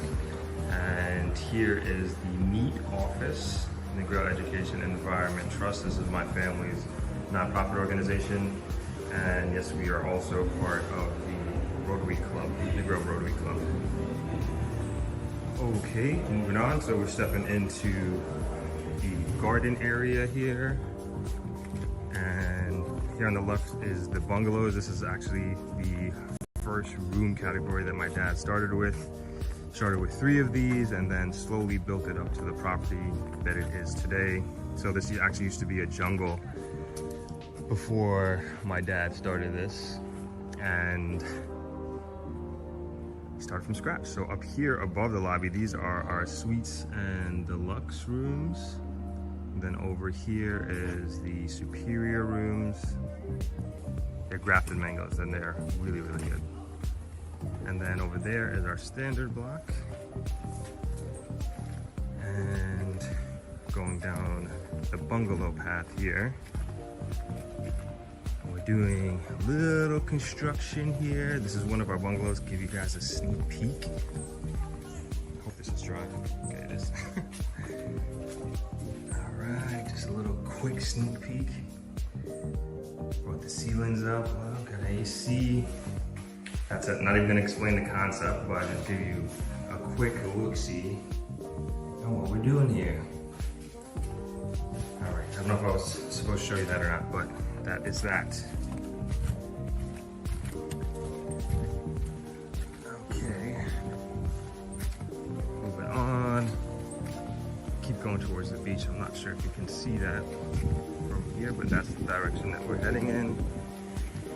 And then over on the right, morning. All right, and over on the right is the pool area. Let's see if we can walk across.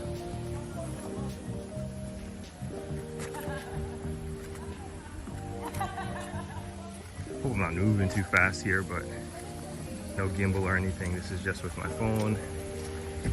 And this is a pool, has a bar, swimmer bar, which we open. I think they're opening it today, as a matter of fact.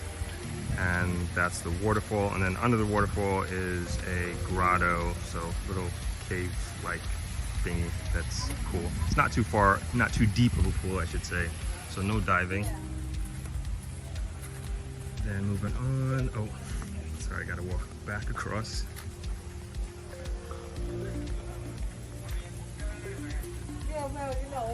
And then over here on the left, we got our gym. We just repainted it.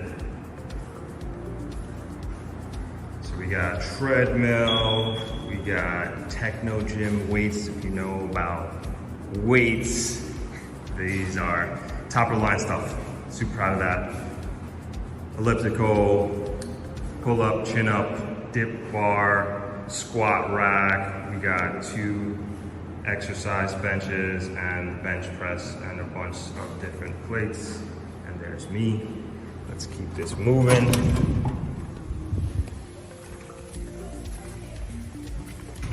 And then here we got the family room.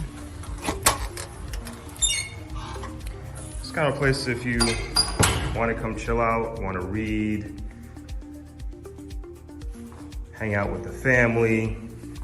And then here we have like a map. And so everybody, every guest that we've had here, if you're from anywhere here that hasn't been scratched off. All right, let's get back into it. So, Delroy, you had brought up, where's your comment here? Delroy, go back to Delroy's comment. He said, people are selling because they're getting old and their kids are not interested in the hotel. That is, I would say, an age-old story of not just Negril. Sorry, not just Negril, but I think just Jamaica in general that I've seen. And I've seen it obviously because I live in Negril. Like I've seen it mostly happen here in Negril. And it's exactly what Delroy is saying here. And it's something that we do have to start talking about on a more regular basis. As I was opening up our conversation to stream earlier today about making certain topics part of our day-to-day discourse, and that is of succession planning. And it's like we just do, I think we just do like a poor job, generally speaking here, like we just do a poor job of making that happen. But I'm seeing some great examples of that, you know, like me and my family, like, and I'm not saying this to toot my own horn or anything like that, but I just think it's important to recognize, you know, my family, like, even like I think the Wallace family does a great job of that as well. Like like a very, very, very, very strong um family business family. I don't know how to do that. Like this is like the third generation, which I think is like amazing. But then you see some businesses, and I remember like I'm gonna take this out of the grill, I'm gonna bring it back into the grill. Like, and I have my friend, her dad is in trucking in Kingston. So she is an American, first generation American Jamaican, parents Jamaican. She's born in America, raised there, everything like that. And um and this is kind of different. She was trying to come back and figure it out, that sort of thing. And what was happening, and I could somewhat relate to her and understand where she's coming from, but it was basically her dad was not letting go of the business and was not allowing her to allowing her the opportunity of a future, of a path to take over the business. And what she told me was essentially like her dad is going to be in this business until he dies. And she's like, I couldn't do that. I couldn't be a part of this in that sense and not know that I have a future of leading this thing and taking this thing to the next level. Because you, of course, coming in as a young executive, like you have your ideas that you want to implement and you know that can help grow the business. You went to school, you have this worldly experience, et cetera, et cetera, et cetera. And the handing over the business was not a priority for her dad and for her family, and it made it very difficult. I don't know what she ended up doing. I know she was going back and forth for a while, got married, had all those things. I don't know. I'm not sure what that happened, but it wasn't at that time. It wasn't necessarily looking good. Bringing it back here in the grill. Um, same thing. There's a lot of owner operator. And when I say owner operator, like they are the founders of many of these hotels, and they're operating it, and it doesn't. They're not going to be letting go anytime soon. It doesn't seem like it. And it doesn't give the chance for the second generation. And every family, who knows, like they have their own plan, right? And it's not necessarily for me to judge. Where I will kind of bring in my experience is like with me and my family and my brothers. I think one of the advantages that we had was when I was doing my MBA program at Babson, which is an entrepreneurial school. It's the number one entrepreneurial school in the world, as a matter of fact. And they recently got, by the Wall Street Journal, have to big them up, Babson. Their second ranked college in the United States, number 2 college in the United States. I did my MBA program there, my business school program, a little bit different, but you get the point. And we did this course at Babson. It was on succession planning, and my brothers and my dad flew up for the weekend to take this weekend course together. And we learned a lot about what we were going to be expecting going through. So this was in 2011, and it was perfectly aligned. As we talk about alignment, this is perfectly aligned with our immediate future that we had already been planning for years in advance of our dad retiring, and then me and my brothers taking over after my graduation in May 2011. The handing over was done in June of 2011 of the property of Travelers. And we learned a lot from our professor. We learned a lot from the academic side, what to expect and that sort of thing. But where I think we all learned so much from was from the other families that were taking the course, specifically the Latin American families. Like, my God, they got it down. Some of my classmates were in family businesses that were in 5th generation, 6th generation, 7th generation. Some were just like us, 1st generation, handing over. And wow, like I'm talking about having like structure set up and corporate governance and board of directors, all these things like we weren't even thinking of. We weren't even thinking of, hey, how is this gonna be passed down to our great great great grandchildren? And they have all this in place. And whereas like I feel like the culture here is more so like you're trying to get the kids that you send to the States to come back, and you're begging them to come back. Like, it's maybe not begging, but you get what I'm saying. It's the opposite. It's the Latin American families. Like, in order to come into the family business, this is the criteria. This is the level of education you have to have. This is the level of experience that you have to have.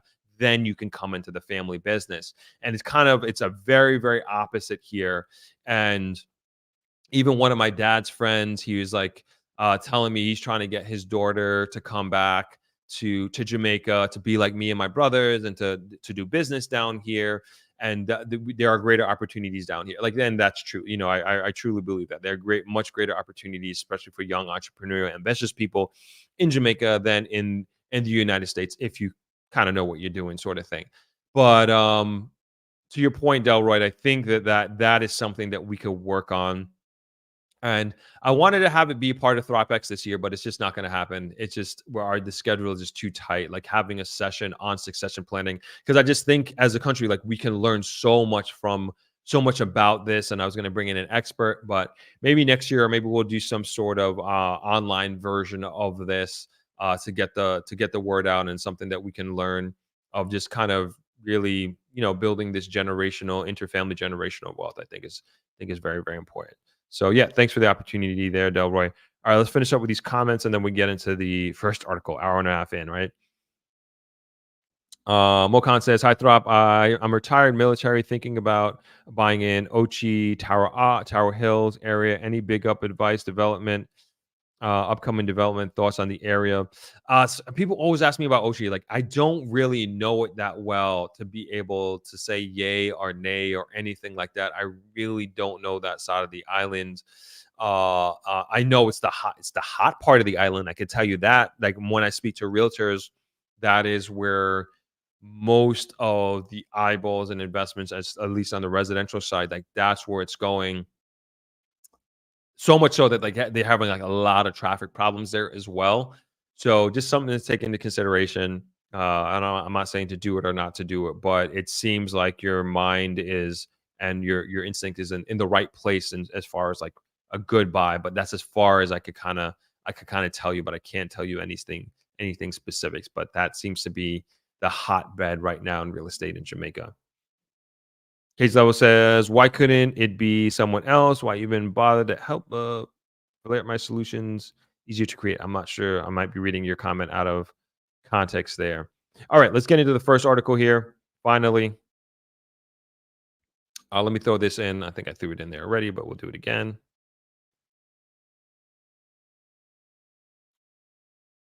All right, this is the first article. NHT urges Jamaicans to prioritize home ownership. This was the Jamaican Gleaner, written on Friday, September 6th. And who was it written by? Let's see here. JIS News, so no specific author. All right. And it reads, Assistant General Manager of Corporate Communications and Public Affairs at the National Housing Trust, NHT, Dwayne Burbick, has urged Jamaicans to prioritize home ownership as a key strategy for wealth creation. Speaking at a recent Build Wealth conference at the AC Marriott Hotel in Kingston, Burbick stressed that individuals should not postpone their purchase in pursuit of a dream home. The key to building wealth through real estate is starting as early as possible. Property appreciates rapidly in Jamaica. Do not pass up on viable opportunities in the hopes of one day purchasing that dream home. Start small and start where you can, because the longer you wait, the more challenging and costly it may be to enter the market, he advised. Burbick also reinforced that the NHT is enhancing housing accessibility through several new initiatives aimed at expanding opportunities for young adults. Among the most notable is the recent policy shift that ensures that at least 10% of housing solutions to the NHT's current housing plan are reserved for contributors under 35 years old, under 35. Additionally, the introduction of the Home Starter program allows contributors to purchase one-bedroom starter apartments with an option to sell back to NHT within 15 years. This flexibility provides a pathway for individuals to access new loans for subsequent property purchases. Current developments under the program include projects in Vineyard Town, Howard Avenue, St. Andrew, with plans for additional houses in Barracks Road, St. James. The assistant general manager assured that the NHT remains committed to serving its diverse contributor base. We understand that a house is more than four walls and a roof. It's an opportunity to transform your life and that of your family. It is for that reason the NHT maintains the lowest rate in the market, Burbeck explained. He pointed out that approximately 70% of NHT contributors access their mortgage at 0% interest rate, and those who have access a mortgage at the trust's highest rate of 5% are still well below the average market rate. Real estate is one of the biggest investment decisions an individual can make in their lifetime, and the NHT makes it possible, Burbeck said. The NHT is also prioritizing the construction of affordable housing. Initiatives like the External Mortgage Finance Program, EMFP, which was introduced in 2023, leverage the power of financing institutions to enhance the supply of NHT mortgages and free up hands for investment in the development of additional housing solutions. Cool. All right. All right. We're gonna breeze through some of these. We talked a little about NHT, but I think that's good. They're encouraging people to invest in their first home and their starter home. So we're gonna breeze through this. I just want to get this information out to you all. We talked a lot about housing already, so I want to leave that there. This next one is talking about the IFC. Hold on, is this long? All right, not so long. I don't want to be reading no long articles right now. All right, here we go. And this one is in the Jamaica Gleaner, came out Sunday, September 8th. Looks like it was written by Luke Douglas. Let me make sure. Yeah, that's right. All right, and then we got the picture there, and the caption is IFC Managing Director Makhtar Diop Center shakes hands with Minister of Finance and the Public Service, Dr. Nigel Clark, during the signing of a memorandum of understanding between the government of Jamaica and the International Finance Corporation to collaborate on the development of a $2 billion worth of private sector partnership projects at the Ministry of Finance, National Hero Circle, Kingston, on Tuesday, September 3rd, 2024. IFC President for Europe, Latin America, and the Caribbean, Alfonso Garcia Mora, looks on at right. Okay. Improving education levels of Jamaica's workforce is key to the country attracting some types of investment possible under large public-private sector partnership agreements called PPPs, which can lead to rapid economic growth. This is the view of Managing Director of International Finance Corporation, Makhtar Diop, who says the conditions are right for Jamaica to attract nearshoring business from the largest economy in the world, the United States. The Senegalese native says, however, that Jamaican workers need the appropriate skill sets to attract American investments in areas such as business and healthcare services. Education is central to any growth trajectory, particularly in a country which is not endowed with a large amount of natural resources such as minerals. So you have to rely on your geographic position to attract investment in areas such as nearshoring, said IFC head during an interview with the Financial Gleaner on Wednesday, September 4th, the third and final day of his working visit to Jamaica. Nearshoring is a practice of companies outsourcing all or part of their operations to companies in a nearby country. The IFC, which is the World Bank's private sector arm, offers investment, advisory, and asset management services to encourage private sector development in less developed countries. Diop, among others, signed a memorandum of understanding with the government of Jamaica for the IFC to act as advisor on a portfolio of 10 major PPP projects valued at $2 billion and due for execution over several years. These projects cover a number of critical sectors in need of development, such as water, roads, energy, and broadband internet, but also in areas such as oncology services, which could boost medical tourism in Jamaica. Diop said that the Jamaican economy now stabilized, the country is in a position to attract investment for more growth.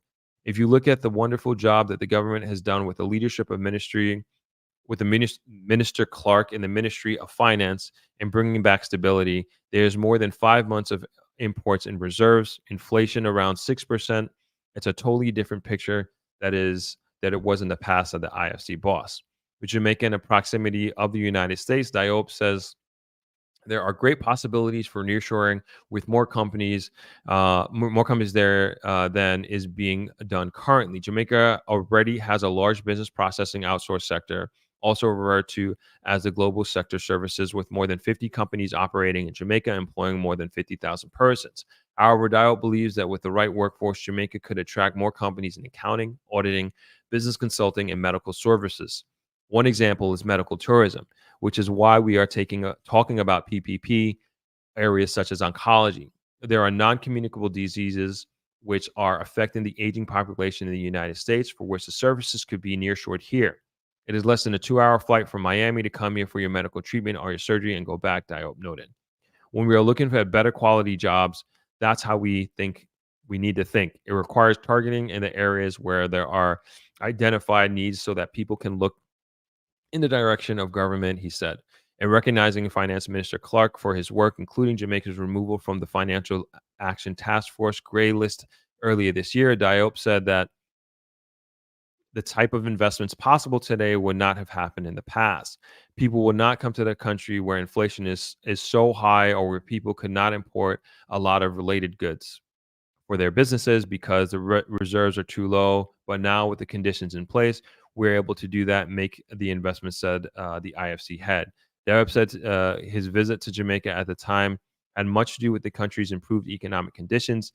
It's not just by chance. I worked in Latin America for several years, he said. The IFC had left Jamaica for Rwanda on Wednesday. So that is a lot of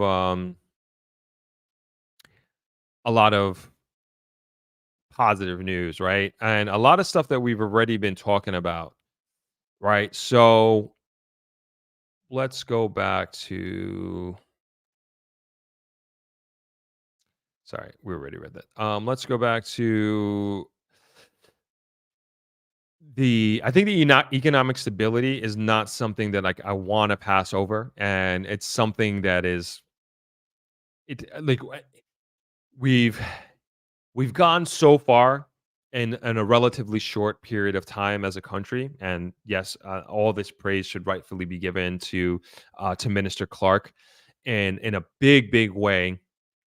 Sad to see him leave, of course, as well, but it speaks to why we are put in the position of like this, and why the IFC head honcho is coming in and signing these memorandums of understanding. And it's something like we should definitely be proud of, but and recognize, but it's like we still got work to do. And the fact that we're talking about being a possible destination for medical tourism in oncology for people who are living in the United States, like that's crazy. Like that's amazing. That's amazing. Very, and it just tells me that it's very possible. Um Going back to like one of the quotes here that was said by the IFC head, if you look at the wonderful job that the government has done with the leadership of Minister Clark in the Ministry of Finance and bringing back stability, there's more than 5 months of imports and reserves, inflation around 6%. It's totally different picture than it was in the past, and I think that cannot be overstated. Like it really is a very different picture from the past. And when I think it's important, even as small to medium investors, that I think the majority of us fall into in under that umbrella, right? And looking at these macroeconomic numbers, like we want to pay attention to them, because we it speaks to stability, especially the aspect of having more than 5 months of imports in reserve. Like that's very important. It just speaks to the strength of the economy.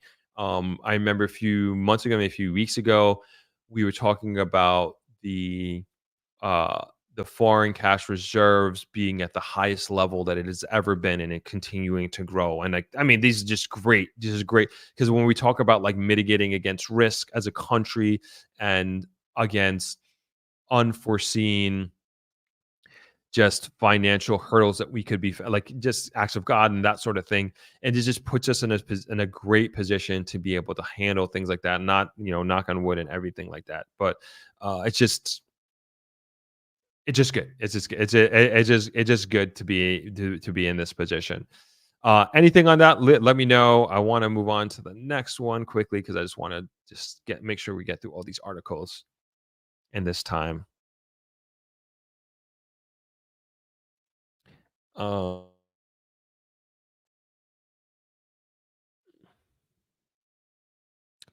Fitch Hutchinson, what you're saying is craps to the vast majority of Jamaicans.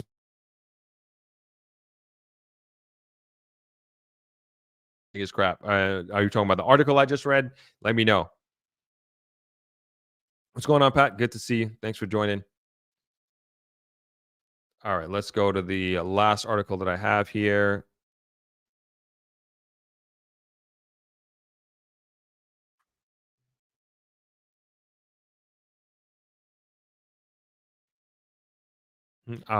It seemed you might not be able to click that. I'm not sure. It kind of came out in two comments there.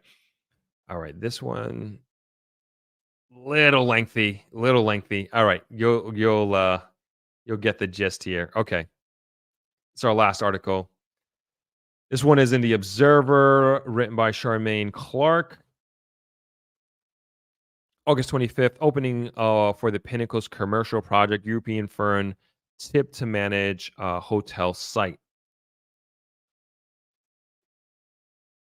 And so we hear, I'm not sure how many people are familiar with that. This is the Pinnacle. All right, let's get into it. LCH Development is is now wooing prospective tenants for its $10 million commercial development, which is an integral part of the Pinnacle. At the same time, it is counting on a European company whose name it will soon announce to boost sales on the residential side of the swanky project located in Reading on the outskirts of Montego Bay. More than 100 people, including confirmed and potential buyers as well as realtors, were invited to a hard hat tour of the project 2 Saturdays ago. LCH's executive officer, Yangsing Lee, was on hand to give them a walkthrough of the 3,800 square meter commercial space that he anticipates will house a supermarket, pharmacy, banking facilities, retail shops, and more. Lee said that the structure will be up and running by next August. It will be open to the local community and has a separate entrance closer to Reading Main Road from the rest of the historic development. The recent tour was also an opportunity to show how work has progressed on the overall project, which includes 4 28-story towers, a 15-slip marina for yachts, a 5-story members-only club exclusively for occupants of its luxury apartments and villas, along with a long list of impressive features and amenities. Before we cast the foundation for Tower 1, I wanted to invite clients who already bought units or potential clients to come see our quality work. I want them to see our steel structure, see all the pilings, and all the little details. Everything is very outstanding quality, Lee told the Observer. He said the addition of amenities, including more restaurants than originally planned, combined with the escalating price of freight, steel, and fuel, have taken a toll. The price tag for the Pinnacle, including the commercial building, has now climbed from $350 million originally touted to about $450 million. Damn, it's $100 million just like that. That's crazy. Anyway, that's not in the article. However, according to Lee, they are still within budget variations. He also stressed that they are still on schedule despite challenges with heavy rains like those that lashed the site on the day of the tour. Phase 1, which is Tower 1 and Tower 2 along the 7th floor parking, is projected to be completed in 36 months from now, meaning 2027, the CEO told the Sunday Observer. According to the Pinnacle's marketing and sales leader, Dominique Silvera, more than 280 units split evenly between Towers 1, the Swallowtail, and 2, the Canary, are now on the market. There are 141 units in each tower, and there are 2 of them, so a total of 282 is released. Having achieved 40% of sales in those towers within 6 months of launching is unheard of, added Silvera, who has years of experience in the Caribbean's luxury real estate market. She said 25% of sales so far have been to locals, and 75% of units have been snapped up by people from the diaspora or affinity buyers who had an existing interest in Jamaica. They found us before we found them. Quite frankly, in terms of our marketing outside of Jamaica, we've only just begun with that process. Silvero told the Sunday Observer, "We're now on to the next phase, where we're going to be introducing our product as what really is a residential resort." She said their marketing efforts will be ramped up after September 9th. We're going to gearing up. We are gearing up for the exciting announcement of our brand operator, said Silvera, who added that the company in question is a known European name. It will manage towers 2, 3, and 4, the Canary, Hummingbird, and Phoenix, which will offer a luxury hotel style experience. Lee said a lot of time went into making the right choice of a management company, one that buys into LCH's vision of ensuring that the properties reflect Jamaican culture. There is training provided for staff, and local produce is widely used in their operations. He anticipates a huge flip and sale, which sales and once the team is on board. I have every confidence that by another 6 to 12 months, we will increase to 80%, he said. Silvera was equally optimistic. By bringing a global brand to the development, this is going to open up the avenues that we probably never thought of before, she said, excuse me. With the hotel side tied down, LCH is still selecting a property management for the Swallowtails resort residents. The goal, as Silvera emphasized, is to offer clients a stress-free experience from purchase to occupancy. For Jamaicans living abroad, she said, the Pinnacle represents a very turnkey, hassle-free opportunity, a place for them to stay during visits in Jamaica. Then there is an added benefit of having someone else handle the details when they are off island. Through the investment tower, when they're not here, they're not dealing with the semantics of owning a property in Jamaica, explained Silvera. When they call into our sales center, we literally walk through the whole process with the clients and help them with everything. We try to make it a very seamless approach, especially for the offshore buyers, she added. She pointed out that whether they are locals or from overseas, clients are reassured that LCH's strong roots in Jamaica. Construction work is being done by Brothers Concepts and Solutions Limited, an LCH affiliate, which has a long history of other projects under its belt. These include Solal, and an upscale luxury lifestyle residence development in Freeport, Montego Bay. Also, the Western City has worked with the Montego Bay Racket Club Condominiums and Spa, a private 8-story luxury high-rise residential. The just completed Grand Depot Supermarket in Fairview section of the Western City, and the 200,000 square foot, $10 million Harbor City shopping mall. And Westmoreland Brothers Concept also built Villa Tau, a modest residential project comprised of 3 2-story buildings. It is now working on a 2,500 unit Bernard Lodge housing project that is part of the Greater Bernard Lodge development in Portmore, St. Catherine. Meanwhile, China Geotechnical Engineering Limited, another LCH affiliate, also offers its services in Jamaica and other Caribbean locations. For Lee, who has made Jamaica his home for almost 2 decades, the work that LCH is doing, especially the Pinnacle, will signal to the world that Jamaica is ready for world-class development. I believe once the Pinnacle is finished, a lot of people are going to copy us. I want everybody to say, yes, this works, and people will start to develop our country. This will give people confidence, and people from the diaspora, international investors, will move their focus to Jamaica. That is really our purpose, to try to build up our country, he said. And these are some photos of the Pinnacle. I guess this is the commercial. Oh yeah, this is commercial area. Oh, it looks amazing. This is the first time I'm seeing this, and I've seen a lot of their stuff.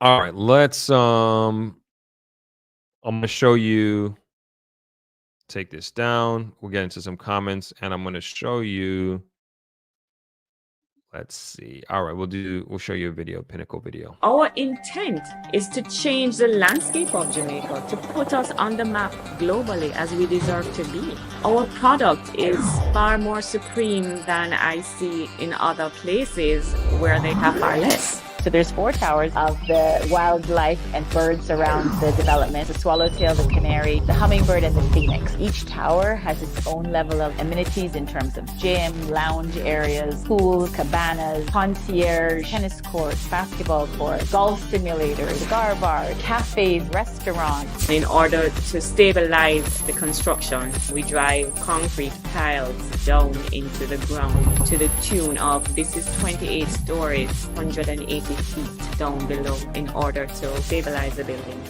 Now, everywhere is developed. So why we don't have as a developed country? We should have something like Singapore, Dubai. I will do it first.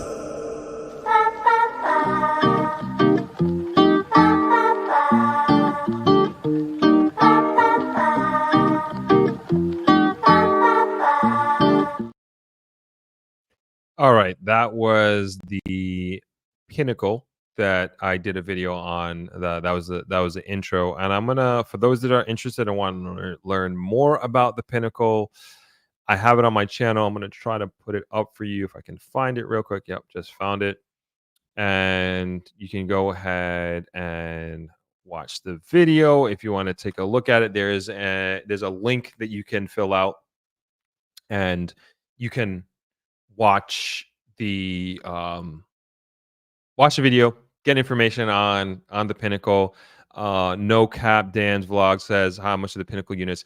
Don't quote me. When I did the video, the lowest unit was 430,000 US, and then it'll go up to in the multiples of millions, like 3-5 million, depending on the penthouses. But excuse me. I would assume it's going to be a little bit more now. That's my assumption. It's going to be a little bit more now. But that video was, damn, we did that in February, March of this year, I want to say. There's also an information form in the description of the video, so you can feel free to fill that out, and they will get back to you with any information if you want it. And I would encourage you to do that. No Cap Dance, if you want to get more information. I just like we did the live stream on Friday with Delano. Yeah, there's an information form in the description. Fill it out, get in touch with them, gather this information, gather as much data, get an understanding of the market and the value for money that you can be getting with every dollar that you put down. What about the villas? Villas are not for sale. I actually had a meeting with them a couple weeks ago, and the villas are not for sale as of right now. So we're gonna have to wait and see for those. I think there's 12 or 15 of them, if I'm not mistaken. But one thing, as we're kind of closing out here, one thing I do want to announce is that Pinnacle has come on board for ThropX as a platinum sponsor. So very, very, very, very proud of that, and happy that they're going to be supporting us in that way, and very, very excited for that. And for those that don't know, ThropX is my Jamaica investment conference, and we're having it in November from the 17th to the 22nd. And though we got so this is the itinerary. Can I bring this itinerary up? We have a set itinerary. We've extended where we're actually going to be doing a tour of the Pinnacle, and we're trying to figure out the best way to do that for people that want to actually see, just like on the article that we were showing. Let me see. Let me bring that up again. I think it was another one, but we're going to be doing a tour. Oh yeah, I got it right here. We're going to be doing a tour of the Pinnacle, and we see where these folks are here. That's Yanks and Lee right there in the middle, and we're going to see exactly where they are with things, and you're going to get a ton of information at ThropX about this development that's happening, and you'll be able to speak to the sales rep and get all your questions answered while there. But I think it's also very, very important for us to see this and to be a part of this, like how we're doing the real estate tour on the Wednesday, and you're seeing like physically touching like what you're getting for these square footages that you potentially could be paying for.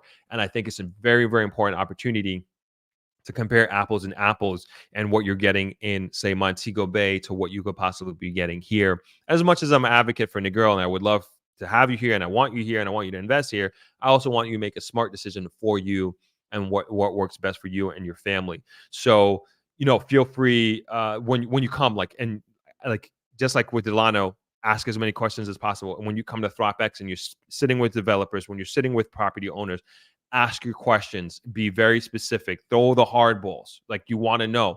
And they all should be ready. Everybody should be ready to answer those hard questions, whatever it is. And I think the great thing about a program, an event like ThropX, is like we're reading an article here and I'm telling you about it. I'm telling you about Pinnacle. You're watching the video, but now you can get to specific insights about your particular situation. I think that's one of the great things about ThropX. No Cap says, when is it expected to be completed? According to the article, the first phase will be I think they said 2027. Let me read that. Phase 1, which is Tower 1 and Tower 2, along with the seventh floor parking, is projected to be completed in 36 months from now, meaning 2027. So there you go.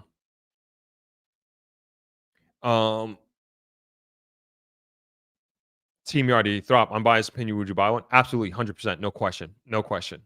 I would buy one. If I had it, and I wasn't doing certain other things, like that would be, I would do it. Like, no question. That's me personally. I think, and I said this in the video, like, it is a game changer for Jamaica. This development, it's going to change how people view Jamaica as a place to live, as a place of vacation.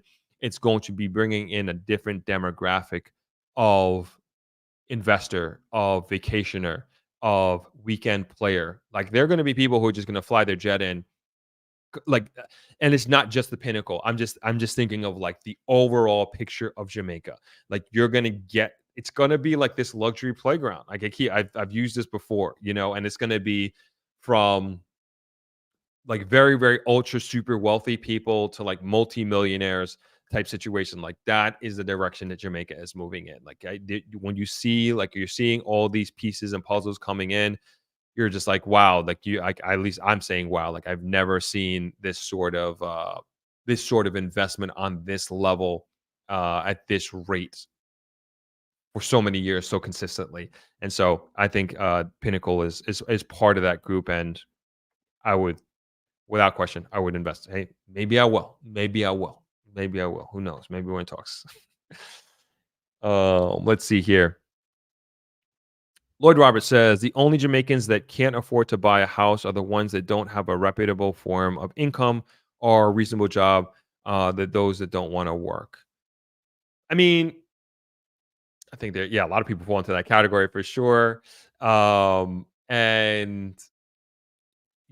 Cage Level, you about to get kicked out. You about to get blocked, man. Chill out, enjoy the conversation, be part of it, but stop. Like, we don't need any negativity. If you want to contribute to conversation. But Lloyd Roberts says, like, with your comment, at the end of the day, when it comes down to the affordability of a mortgage in Jamaica or a house, like, it is monthly cash flow and showing and proving that cash flow. And that's a big part of it. The access to financing through the NHT article that we were just reading, it's there. And I think it's a great program. I think it's especially for first-time home buyers and home owners. I think it's a great program. And in order to be a part of it, to your point, Lloyd, like, you have to be part of formal society and earning an income on a legitimate job and paying your statutory deductions and contributing for at least 2 years into NHT. And you have access to this wonderful financing tool. This wonderful financing avenue that you can go down to buying your own home, or even partnering with your partner as a couple or somebody in your family to purchase your first home. So the opportunity is there in that sense. No Cap says, in the UK, we have law surrounding cladding due to devastating events in Greenfall Tower, London. What's cladding? I don't know. I don't know what that is. Sorry. Is Jamaica taking the same precautions? I'm not sure. I got it. I'm assuming that you're asking about like regulations in building. Just clarify. I don't know what cladding is. I'm sorry. No Cap. Joe says, I feel like the Palmyra Montego Bay was promoted like the Pinnacle back when it was open in 2010, but they had difficulty selling. Yeah, Palmyra was a big eyesore on Jamaica for many, many, many years. And it is now Jewel, I believe Jewel Grand, if I'm not mistaken. And so that thing was like a stain on Jamaica for a long time. But eventually, like, it got over it, and it's a very, very beautiful, gorgeous, gorgeous property right now. I've been there twice, actually. I've been there twice for 2 different events, and, way to turn it around, way to turn it around. But I hear what you're saying, Joe. It was definitely there's some elements of that, and I'd like to think it doesn't have a similar future than the Palmyra, but I remember the Palmyra. Yes, I'm just thinking about like even their marketing plan was really, really amazing, and I remember their marketing book and it being like this great big thing that's coming to Jamaica. I think this is bigger than the Palmyra. I really, really think it's bigger than the Palmyra, and like I said, it's something that I would definitely consider invest. I would personally invest in it. Yes. Philip says, "How would a family member and I get mortgage from an NHT?" You would have to be contributed at least 2 years into NHT, and you can do so from abroad. So you don't necessarily have to be in Jamaica, but you have to be contributing for 2 years. But if you go to the website, and they're a great resource, they're actually a great place. Like if you want to pick up the phone and give them a call, super professional.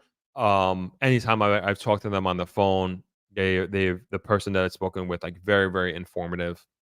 And so I would encourage you, if this is something that you're interested in, just Google search NHT and see about finding their number or shooting them an email, and it'll break it down. We actually did. Oh man, Candice is not on here, but we did a white paper. You know what, Philip? Shoot me an email. We did a white paper like a year and a half ago on NHT, breaking it down and the mortgages and everything like that. Just shoot me an email, throp@thropmedia.com, and I will get you that white paper. And I think that will actually help you. I think that will help you out a lot.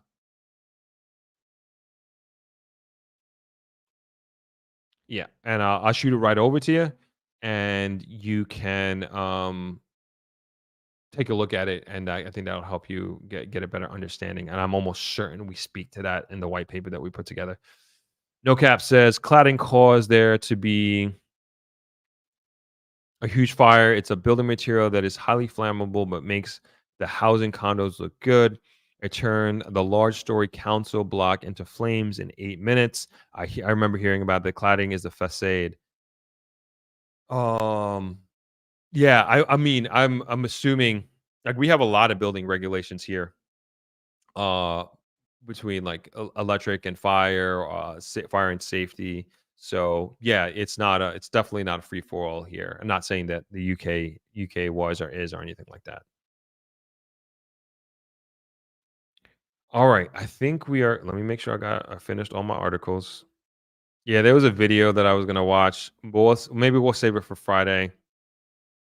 Yeah, it's a 5-minute video. We'll save it for Friday. This is good. This is really, really good. And what I want to announce is we're having our ThropX think tank this Saturday. So if you want to join, you can go ahead and join on Patreon. So basically, please ignore the date here. But basically, every second Saturday we have a live Zoom call for anybody that wants to hop on. And basically, I look at it as this group consulting, and we talk about a variety of different topics. Usually try to keep it at an hour and a half, but we always, always, always go over. So We'll be having it this Saturday at 12 p.m. Jamaica time. And it always is a fun hangout. And you can just go to patreon.com/throp. Let me see if I can throw that in the comments, because I'm realizing that it's not in the, I thought it was always in the description, but it's definitely not. But I'll throw it in the comment section here. And if you want to check it out, you can join the Throppers Think Tank tier, and you can hop on, and it's good. We'd love to have you. We know we're a close-knit group at this point in time, and we go super, super deep on different topics. And I really do enjoy these things. And it's one of those weekends where we're going live on Friday, live on Saturday, live on Sunday. I love it. I you guys have no idea. I love doing this type of content because it's just comes very naturally for me, and it's just much easier to do than going out, filming a video, coming back, editing it, doing script, all that sort of thing, which I also enjoy that, but different type of creativity and different type of process. But yeah, if you want to hop on Saturday. So just to go over that quickly. So Friday, we have the ThropX stream at 4 o'clock. Then we have Saturday, we have, sorry about that. We have the Throppers Think Tank Zoom call. If you want to join that, you can join the Patreon and hop on that. And then we'll be back again Sunday doing this again. And let's see. I forgot. Okay. So much going on here. I keep getting a lot of questions about, rightfully so, to be honest, about the schedule for ThropX. And let's see if I could find it here.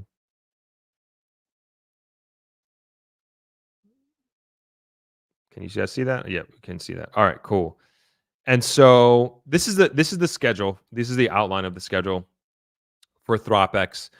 And we added a day. So for those that don't know, again, this is my Jamaica investment conference that that happens from the November 17th to November 22nd. And the first day, which is a Sunday, I'm just going to go through it real quick. The first day, which is a Sunday, that's a meet and greet. Registration starts at 12 o'clock, and then we'll have dinner, welcome dinner at 6 o'clock. The Monday to Tuesday, those are the education sessions. Those are the education panels that we're going to be having. And Monday is going to be the real estate day. So we're going to have a multitude of panelists talking about buying property, the process in doing so. You'll also have, we'll also have a construction panel on that day. So if you're somebody who's interested in buying land, building, and getting an understanding of what that process is like, soup to nuts, finding the land, finding the contractors, building the team to help you build your dream home, this is the panel to do that. This is the day that you want to be there. And also learning and networking as well. The next day is the lifestyle and business panel. So this day we have a bunch of the government agencies coming in, and this is really a push for entrepreneurship. And if you're looking to set up and start a business here or join a business here, this without a doubt is the day that you want to be here. So we're going to have the company's office of Jamaica. So if you're starting a business in Jamaica, you have to register your business with the company's office of Jamaica. Then we have TAJ, the Tax Administration of Jamaica.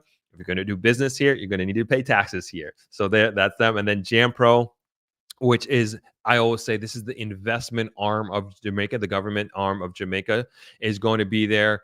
And they're the ones who does a really, really great job of attracting this foreign direct investment that's coming in, and then also assisting and guiding them with connecting them with the right people, companies to help their investment go along. So I always say, a lot of people think JAMPRO is this organization that is just for these multi-million dollar, multilateral, global institutions. Like, no, JAMPRO is also there to help you even as a small business owner. And they always say, like, even if you're an existing business in Jamaica, they are also there to help you as well. So really, really amazing, great investment arm of the government. And they will be there making a presentation and be a part of it.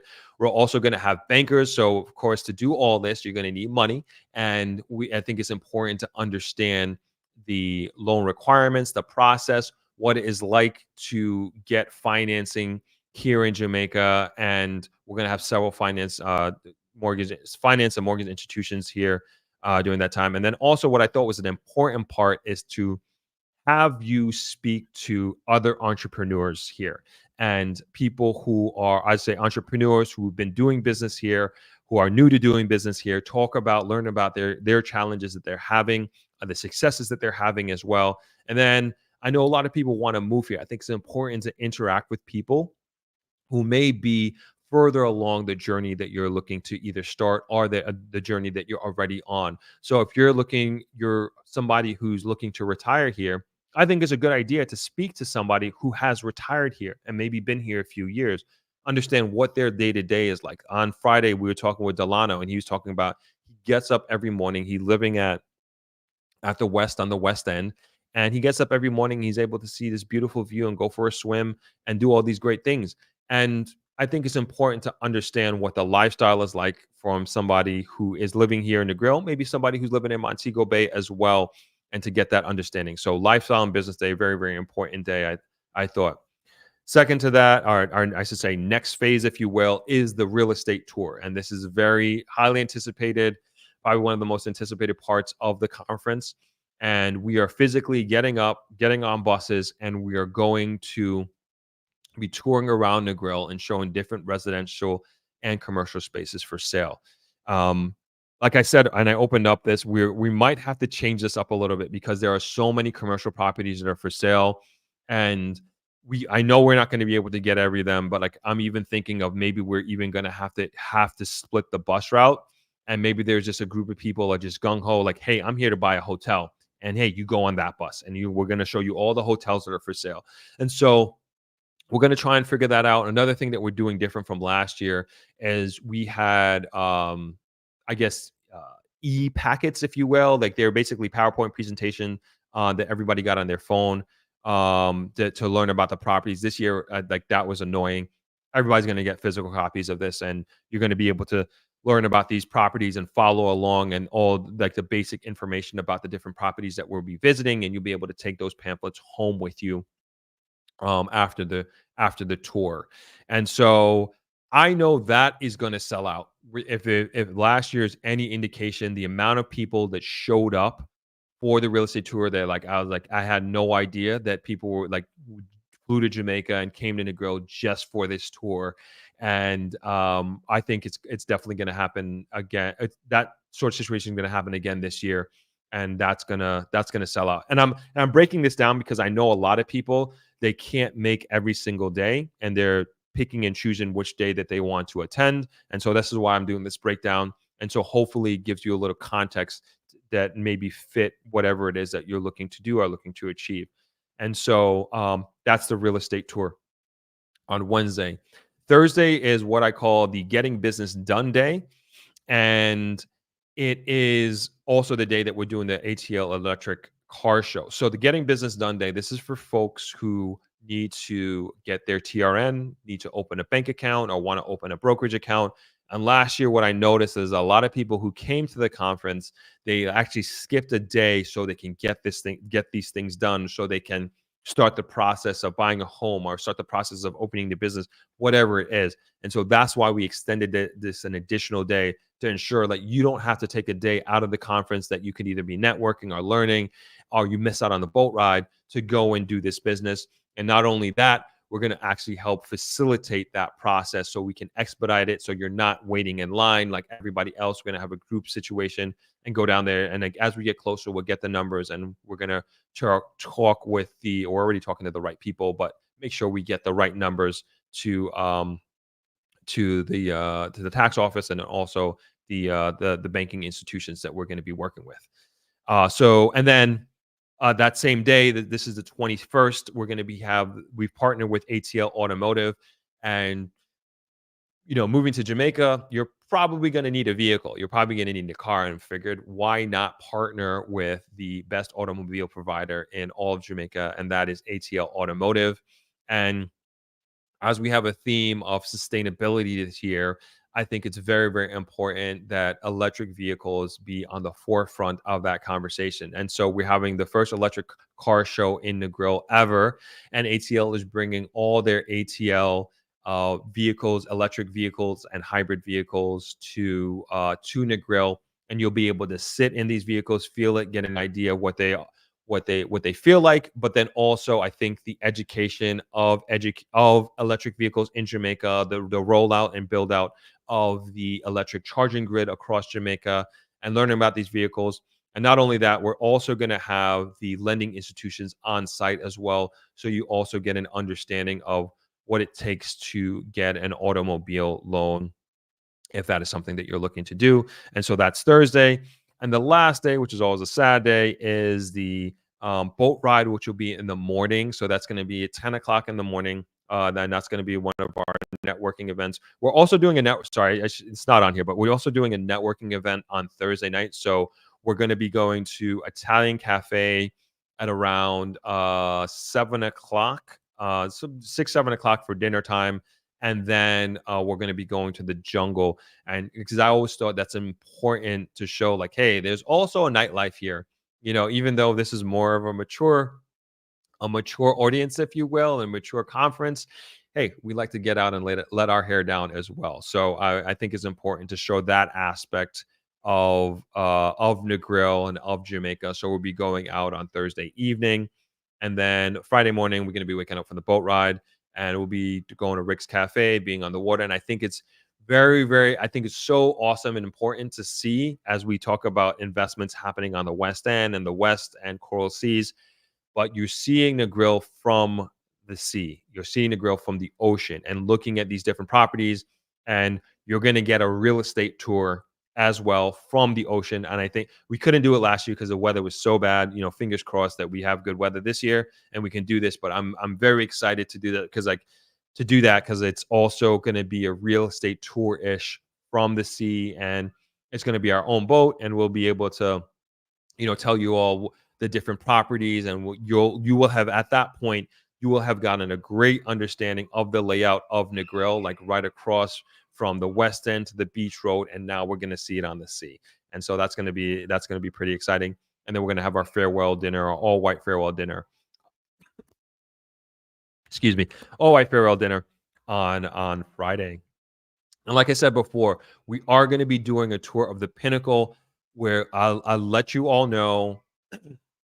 I'll let you all know in the weeks coming. We should have it figured out this week. Saturday is looking like one of the days in high consideration. So even though I'm saying the conference ends on Friday, we're looking to, and I'm sure people already got their plane tickets. I'm sorry, but they just came in as the platinum sponsor for this event, and as they come on, like, I think it's so important to see this property, and I wouldn't do this if I didn't think so. So, you know, for folks who are, say, leaving Saturday and won't have the opportunity, what we are thinking, if you already bought your ticket, you know, you can't change it. Hey, maybe we can get you to the Pinnacle on your way to the airport. You know, these are the things that we're thinking. And we're trying to think of these different creative ways so you can see this property for yourself. And like the willingness of the Pinnacle to do this is there. Like, they're very gung-ho, and they're super, super accommodating. Great. I mean, honestly, it's been a pleasure working with them, to be honest, like super professional as well. And so they're very accommodating in that sense. So if you are somebody who already bought your ticket, your plane ticket that is, and you're flying out Saturday, and you won't make, if we do decide to do the Pinnacle tour on the Saturday and you're unable to make it, don't worry. We're going to figure it out. You are going to get to see the Pinnacle, and you'll get the same experience as anyone else. Even if it is like, hey, you're leaving before, you know, you didn't know that this was here. Maybe we'll get you on the way in, and we'll have you, as you're coming to Negril, we'll have you stop at the Pinnacle. Again, you'll get the same experience as everybody else. And trust me, like I said, this team is super professional. They're on it, and they're willing to make accommodations as they see fit. So this is a general breakdown of what the week looks like. We're going to start releasing the names. We have mostly everybody confirmed, which is like very, very impressed. I can tell you, like, last year we were like well into October to getting confirmations of speakers. I mean, we are way ahead of the game this year. I mean, I think we're probably about 80%, maybe even 90% of the slots filled with speakers confirmed this year, which is awesome. Like, we are very, very much ahead of the game, which I'm happy to say. Let's get to some questions here, some comments. Darnell says, going to try to make it for the tour. Awesome. Would love to have you, man. Would love to have you. Mark McCarthy says, greetings, Throppers, hailing from Orlando, Florida. Right now, ThropX sounds very exciting and informative. I can't wait Jamaica land we love. Awesome. Looking forward to seeing you and the wife, Mark, at ThropX this year. Nicole says, are the rooms sold out at Travelers yet for the conference? No, they're not. But don't book on the site. You have to send in a reservation. Send in an email via reservations or through the WhatsApp number. Reservations at tbresorts.com. Sorry. Let me put that in the chat.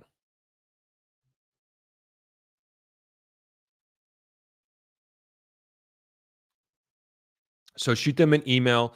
We're partnering with Shirella Inn. So I know some folks have already booked at Shirella Inn and you get a discount. Just let them know that you are booking through ThropX and they will give you a discount. Same thing with Travelers. Make sure you let them know you're booking with ThropX and you'll get the discount. So shout outs to Shirella Inn. Really appreciate them always supporting the conference. So you can book with them. I don't even know if we have confirmation yet with the other hotels, but Skylark, Cocoa Palm, these are all great hotels. We're not sold out. I'm not trying to say like, hey, go book with them or anything like that, but I know people like to open up their options and everything like that. So like I said, I have no problem with you all staying at other hotels at all, but we definitely want you at the conference. All right, let's keep going here. Shauna, what's going on? Happy Sunday, beautiful people. Happy Sunday to you as well. Red Bubble says, I'm so looking forward to ThropX 2024. Awesome. Looking forward to having you. Just says, good afternoon, Throppers. Happy Sunday. Happy Sunday to you as well. And then says, good afternoon, Throp and viewers. Will the virtual ticket holders get to go along on the tours? Unfortunately, no. And thank you for that. Yes, we do have virtual tickets available. Like if you can't make it physically, the virtual ticket is for the Monday and the Tuesday. So the panels is what you'll be able to view live and ask questions. And some people have asked me, will you be able to watch it on replay? Yes, if you can't make it on the day, that's fine. You'll be able to watch it afterwards. So that's on the 18th and 19th of November. That's for the virtual tickets. So all that is on, I should be directing you, thropx.com if you want more information. Norma Davis says, thanks, Throp. Candice reached out and everything is okay. Awesome. Happy to hear. Norma, looking forward to seeing you. Looking forward to meeting you and everybody else. Oh, Shirella is spelled with a C. C-H-A-R. Let me spell it. I just put it there in the comment section.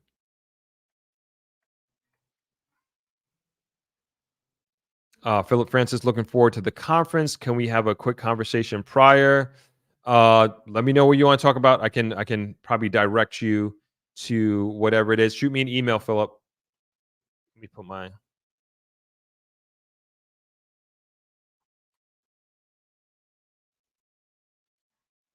I threw my email in the comment section there, Philip.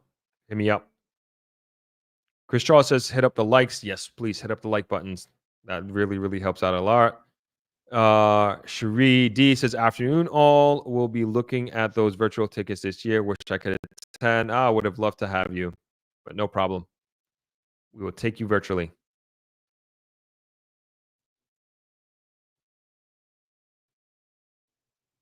All right. I think I got all the questions and comments here. All right, cool. I think that's it for today's stream. The very short one, right? It was supposed to be a short stream today, but it never is. I kind of should give up on that. Anyway, this was a lot of fun. Hope you got some information on. Hope I cleared up some information on ThropX this year. I know I kept getting questions about this. Like, I guess I wasn't being super clear on things.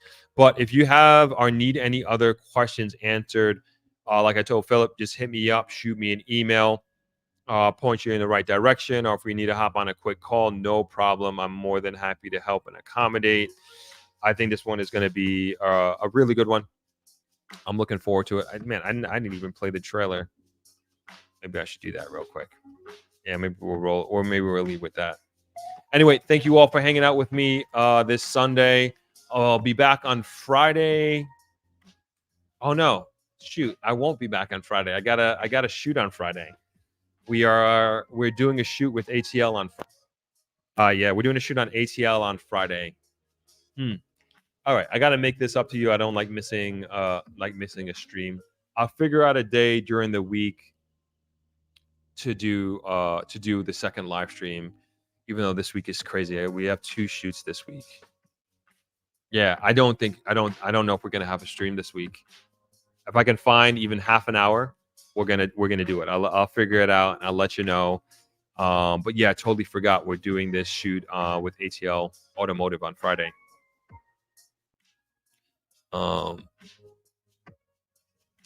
Juan says, can you add a column on the ThropX agenda with the virtual stream events? Yes. So as we get cold, like I said, we have 80 to 90% of the speakers confirmed right now, and so we will have that. Thank you for that. Great point. Yeah, we will have that, so everybody's clear on that. Is there a Throp WhatsApp? What are you talking about, Nicole? I can't. Throp WhatsApp would be crazy. It would be crazy. You're welcome, Clive. Thanks for joining. All right, we're actually going to close out with the trailer. And so for those who are unaware of what ThropX is like, let me see if I could put it up. All right, everybody have a great week. I'll let you know when that second stream is. I'll find a day and time, which we'll hop on and we'll chit chat and we'll watch that video. Peace. Jamaica finds itself on a transformative journey. The government has committed billions of dollars to infrastructure improvements over the next 5 years, including highways, bridges, hospitals, and water systems. But it's not just the government. Major private sector investments are flowing into the country like never before. Billions of US dollars are being poured into residential projects and commercial developments. The economic indicators are undeniable, showing a positive path for Jamaica's future. Now is the time to be a part of this growth. You don't want to miss out on the opportunities unfolding before your very eyes. Enter ThropX 2024, Jamaica's premier real estate and investment conference, taking place from November 17th to November 22nd in Negril, Jamaica. ThropX is your portal to understanding the investment opportunities available throughout Jamaica. Learn from the experts driving Jamaica's economic success and uncover its potential for yourself. Whether you want to learn how to purchase property in Jamaica, network with top-tier practitioners, or explore what it's like to live and thrive here, ThropX is the place to be. Join a community of like-minded individuals and be part of a group of potential investors ready to grow with you. Join us at ThropX 2024, where all your questions about living, investing, and thriving in Jamaica will be answered. Secure your future, embrace the journey, and see you in Negril. Register now at thropx.com.